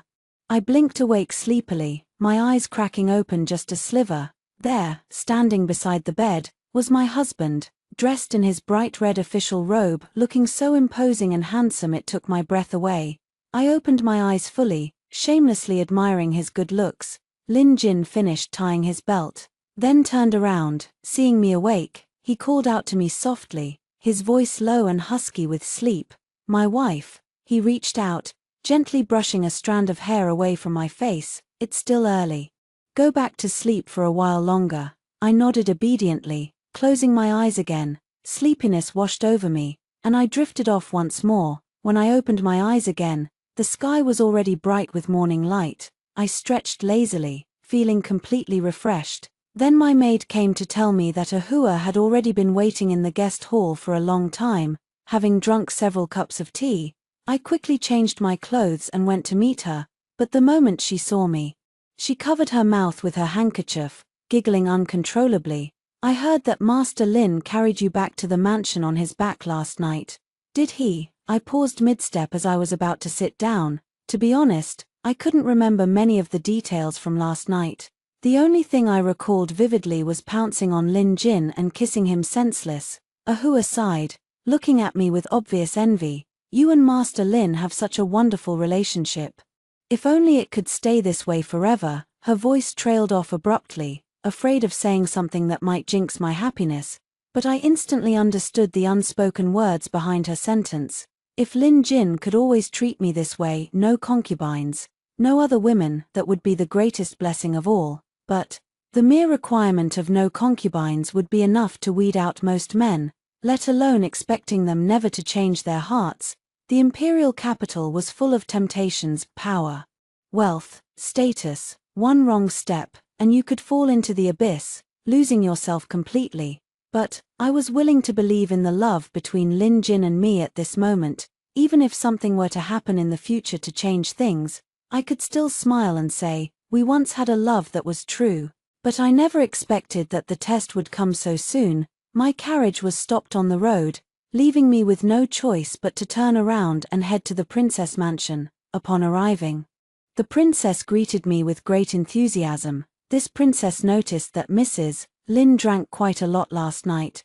"Did you wake up with a headache?" This princess has imperial physicians in the mansion, granted to me by my father, the emperor. "If you are feeling unwell, this princess will send for one to come take your pulse." I politely declined the princess's kind offer, but I couldn't help feeling suspicious. If Lin Jin was telling the truth and there was nothing going on between him and the princess, then why was she suddenly being so overly kind and attentive to me, the wife of a mere court official? Could it be that she wanted something from me? Sure enough, after taking a calm sip of tea, the princess waved away all the waiting maids and servants, speaking to me in a slow, deliberate tone. "Mrs. Lin may not know this, but last night, when you were drunk, you almost fell to the ground. Master Lin saw this and immediately assumed that this princess had done something to you." The look on his face, he was so furious, his eyes filled with such intense anger. TSK, the way he glared at this princess, it was as if he wanted to devour me whole. "Thankfully, you were unharmed. But once he found you, Master Lin was worried that riding on horseback with him would make you cold. He insisted on carrying you back to the mansion on his back, no matter what." As she spoke, the princess cast a meaningful glance in my direction. "Mrs. Lin is truly blessed. Master Lin dotes on you so wholeheartedly." Her eyes were filled with sorrow and longing. If only my husband would treat me with even a tenth of that affection. For a moment, I thought the princess was merely wallowing in self-pity. I struggled to come up with some awkward words of comfort. "Princess, there is no need for you to be sad. You are a daughter of the imperial family, a golden branch and jade leaf. You are beautiful and dignified. I'm sure your husband will soon come to appreciate your many wonderful qualities." At my words, the princess let out a long, weary sigh. "What does it matter if I am a princess? I still cannot find a man who cares for me as deeply as Master Lin cares for you." "But, a man who cares for me deeply," the smile froze on my face, "was the princess." The princess reached out, taking my hand in hers in a gesture of false intimacy, pouring out her troubles to me. Mrs. Lin has no idea how many times this princess has gone out of her way to intercept Master Lin in the palace, just wanting to invite him to a tea house for a chat, but every time, he doesn't even spare me a glance, he just flicks his sleeves and walks away. I had no other choice but to come to you, Mrs. Lin. I had a bad feeling about this, my intuition screaming that something was wrong. "What exactly do you mean, princess?" The princess patted my hand, giving me a calm, composed smile. "Mrs. Lin knows very well that this princess has always been the emperor's most beloved daughter. Go back and talk to Master Lin for me. If he is willing to come to this princess's mansion more often, to visit, then this princess will naturally put in a good word for him with my father, the emperor." Though I was not the sharpest tool in the shed, I could guess the hidden meaning behind the princess's word visit. I shot to my feet, barely able to maintain a polite expression on my face. "Princess, you must be joking. That would be completely against all etiquette and propriety." The princess looked at me with a subtle, condescending look of disdain. She pretended to be annoyed, pouting slightly. "Why must you be so rigid, Mrs. Lin? I am of noble birth, and I have the emperor's favor. Even if I have a few lovers, not even my own husband would dare to say a single word against it. Besides, Master Lin is still young. He achieved the rank of top 3 scholar at such a tender age. His future in the officialdom is limitless. In time, he will undoubtedly marry a young lady from a powerful noble family to strengthen his position. Having multiple wives and concubines around him is inevitable."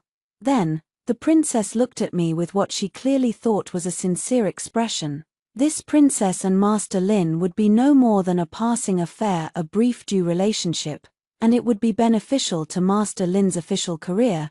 There is really no need for you to be upset about this, Mrs. Lin.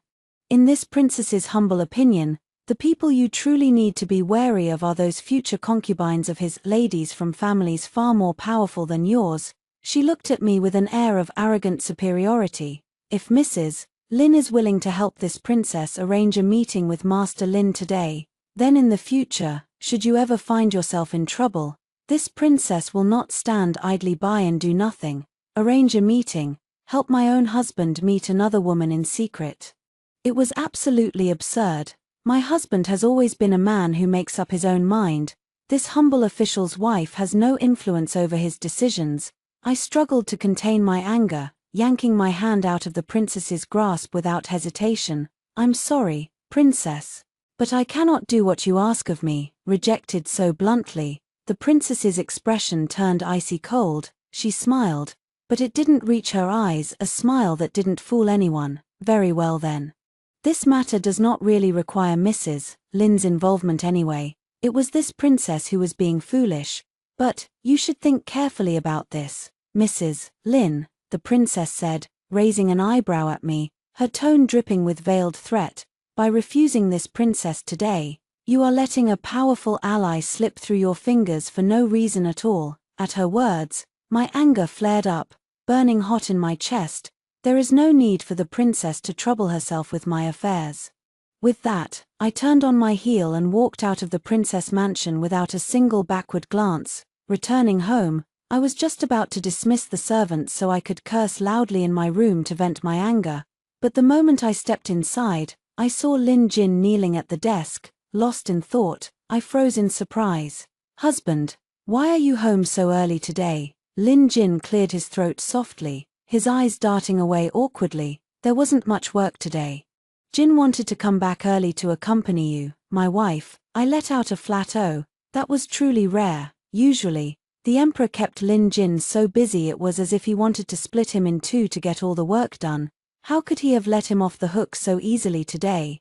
But the princess's words were weighing so heavily on my mind that I had no energy to think about anything else, and I didn't notice Lin Jin's unusual behavior at the time, not until the next morning. Normally, by the time I woke up, Lin Jin would have already left for the morning court session, but this morning, when I opened my eyes, I found him still lying beside me. I sat up in shock. Today isn't a day off. Why didn't you go to court, husband? Lin Jin fell silent, avoiding my gaze. His Majesty specially granted me a few days of leave to rest at home. Recalling the princess's words from yesterday, I grabbed Lin Jin's hand tightly. Has something troubled you, husband? But Lin Jin shook his head. You worry too much, my love. By the way, the two portraits I painted for you earlier, I never got around to framing them properly. Would you like me to finish them for you today? Even though Lin Jin reassured me that everything was fine, an uneasy feeling lingered in my heart. I stayed by his side the entire day, not daring to leave the mansion for even a moment, and sure enough, that sense of foreboding turned out to be well-founded. We hadn't even finished our lunch when the mansion was surrounded by imperial guards. Lin Jin put down his chopsticks calmly. Jin will be right back, my wife. Make sure you finish your meal. There's no need to worry about me. As for those two portraits, I've had them framed now. They're in the wooden cabinet in my study. You can go take a look when you have time. Listening to his calm, composed tone, a terrible premonition washed over me. I grabbed the sleeve of his robe. Tears streaming down my face uncontrollably. Husband, I'll wait for you at home. No matter what happens, you must come back safely. He smiled gently at me, reaching out to ruffle my hair, his voice soft and reassuring. I will. With that, he turned around and walked away without looking back. There was no trace of fear on his face, making me think he really would be able to handle this easily.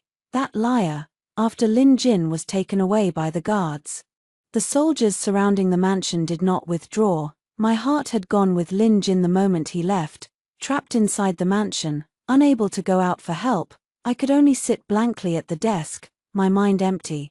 But I had forgotten, just because I couldn't go out didn't mean no one could come in. Watching the princess take a seat at the head of the table as if she owned the place, I was convinced she was the one who had set this all up, and dark thoughts began to stir in my heart. The princess seemed to read my mind. She smiled calmly and confidently. If this princess dares to come here, I naturally have nothing to fear. You should think carefully, Mrs. Lin. Right now, Master Lin can still be saved, but if you do something foolish to offend me, then Master Lin will truly never get out of this mess. Never get out. I shot to my feet, my voice trembling with anger. What exactly do you mean by that, princess? The princess took a slow, deliberate sip of tea, then frowned in distaste. My father has always loathed corrupt officials. Master Lin embezzled the silver allocated for resettling the refugees. Now, he is naturally in the imperial prison, awaiting trial. That's impossible. Lin Jin would never embezzle public funds. I said it with absolute certainty. The princess let out a cold, mocking laugh. Whether Master Lin is guilty or not isn't up to you to decide, Mrs. Lin. It's up to my father, the emperor, to judge. Then she raised an eyebrow at me, her tone dripping with playful malice. But if you're willing to listen to me, this princess wouldn't mind putting in a good word for Master Lin with my father. Who knows, I might even be able to get him released and back home tonight. At her words, I suddenly calmed down, my mind clearing. An innocent man fears no false accusations. Other than this mansion, a gift from His Majesty, there is nothing of value in the Lin mansion. No matter how far your reach extends, princess, you cannot meddle in the affairs of the court. This is surely a misunderstanding. I believe His Majesty will soon clear my husband's name. The princess shook her head regretfully. What a pity. You won't take the bait. That means one less source of amusement for me. She changed her tone abruptly, her voice turning cold and threatening. But there are countless cruel methods in the imperial prison. Only this princess can protect Master Lin from the worst of it. You can rest assured even if you refuse to cooperate with me, I would never bear to see Master Lin hurt. But when he finally walks out of that prison, who he will have in his heart then? Well, that's something I can't guarantee." With that, the princess stood up and walked away with a flick of her sleeve, leaving me standing there, my body cold to the bone. Lin Jin knew full well the old saying, when the water is too clear, there are no fish, but he would never stoop to joining the corrupt officials in their dirty deeds. However, this refusal to compromise, to keep his hands clean, was seen as a threat by some.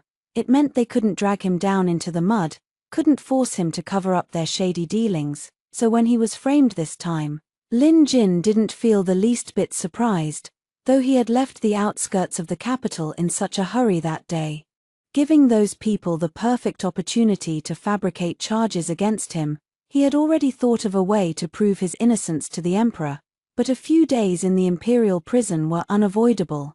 Those men knew he was innocent, and that made this the perfect chance to torture him into confessing to the false charges. Lin Jin swallowed the metallic taste of blood in his throat. Gripping the wall for support, he forced himself to sit up, his hands trembling. He pulled out a folded sheet of paper hidden inside the sleeve of his undergarment. The paper was neatly folded, crisp and clean. Careful not to let a single drop of blood stain the paper, Lin Jin slowly unfolded it. Painted on the paper was a woman, her smile bright and charming, her eyes sparkling with life and joy. He reached out, his fingers tracing the face that had haunted his thoughts day and night, keeping him awake countless nights. A faint, tender smile tugged at his lips. In truth, this painting had been a secret confession of his feelings. The woman in the painting was gazing out the window at the peach blossoms, a soft smile on her lips, but there was a hint of quiet longing in her eyes, as if she were missing a lover far away. At the time he painted it, he had not yet received Zijin's response to his feelings. He could only hide his hopes and desires within the brushstrokes of the painting. But now, trapped in the imperial prison, he suddenly felt a surge of regret. He was afraid that Zijin really was worrying herself sick over him. He let out a soft sigh. If only he could have held on for just a few more days. Just then, the cell door creaked open. The visitor was escorted into the cell by the guards, who bowed respectfully. When she saw Lin Jin covered in blood, her face twisted with rage. Didn't this princess give explicit orders not to lay a finger on Master Lin? You useless idiots, if your ears don't work properly, I'll have them all cut off. The guards trembled like leaves in a storm, falling to their knees with a thud, their faces filled with fear and helplessness.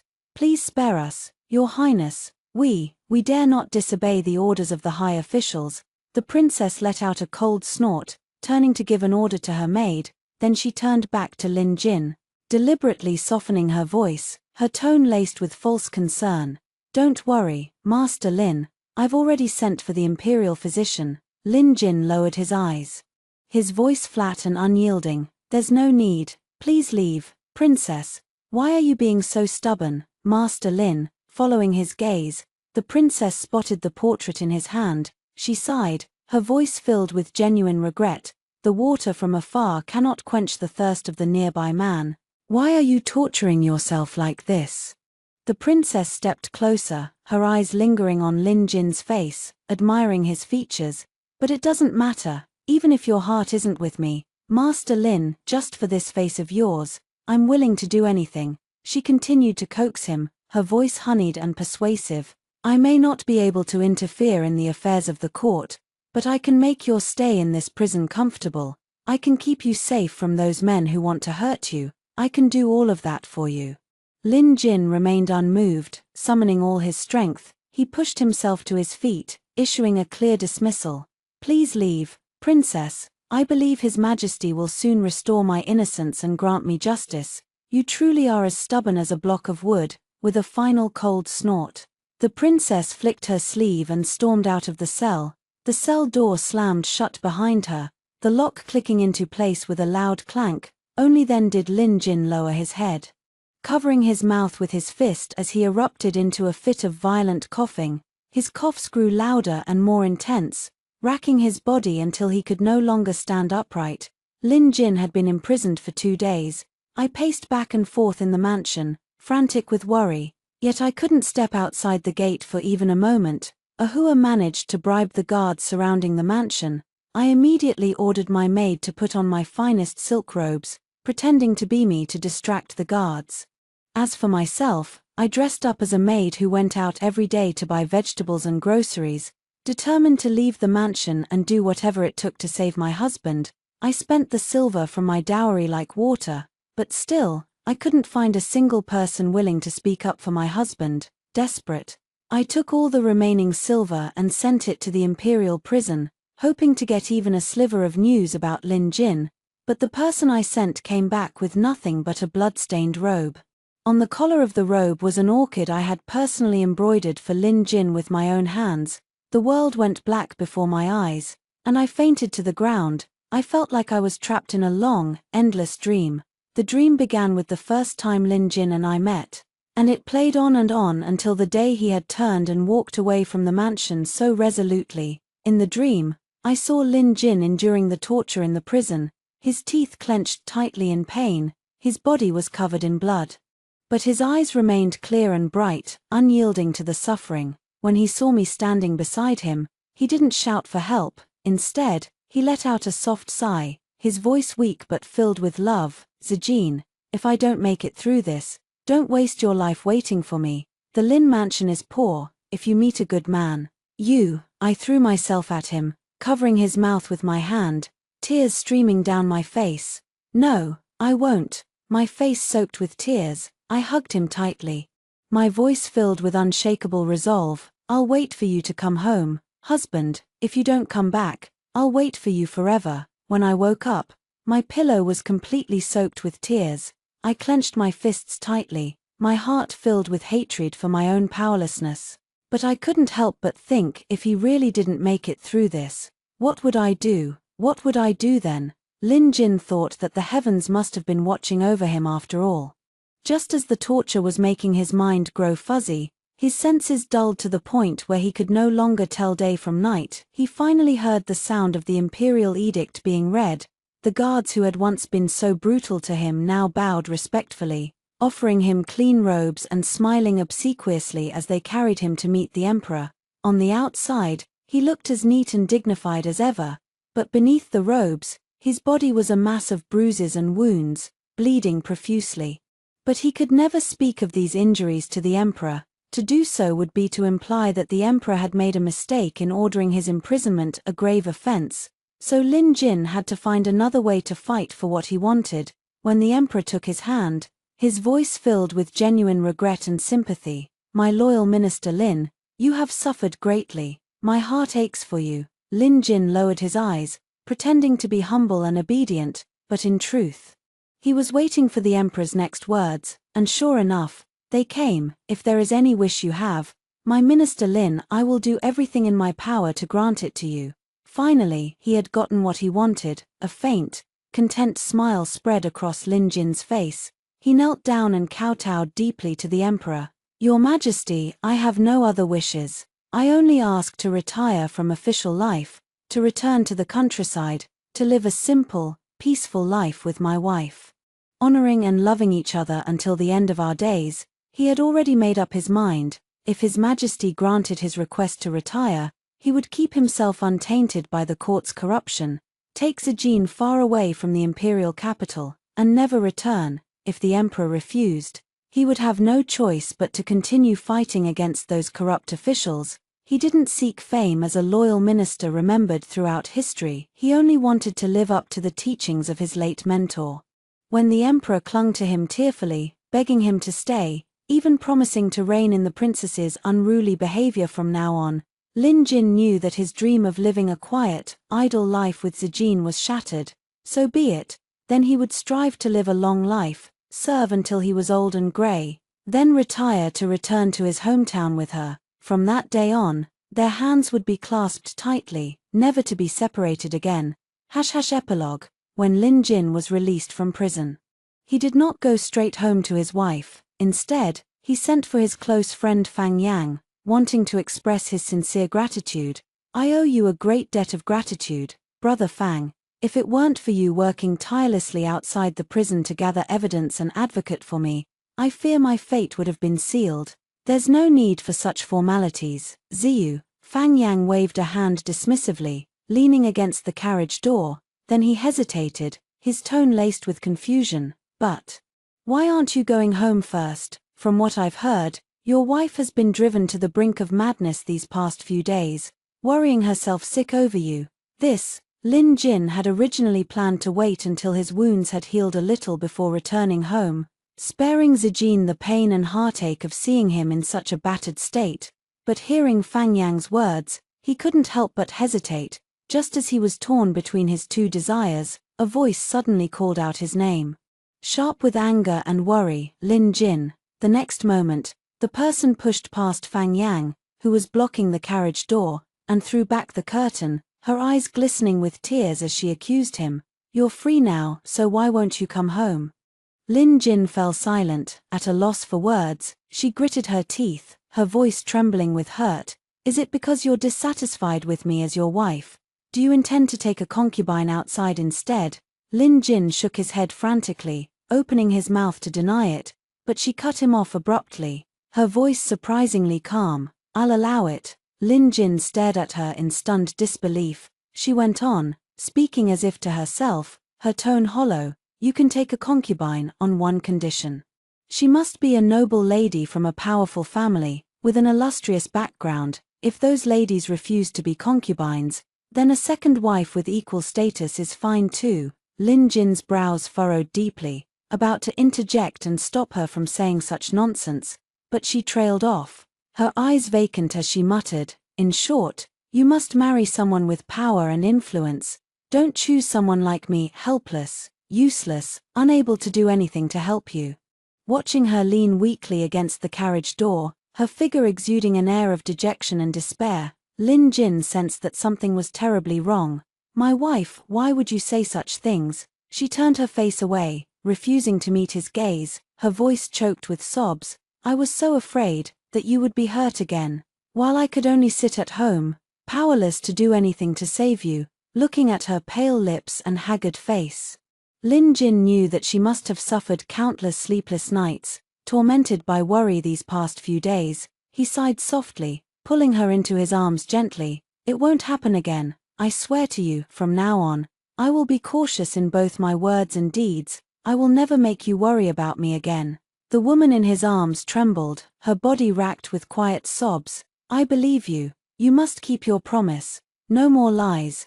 Lin Jin was about to nod when he accidentally pulled at his wounds.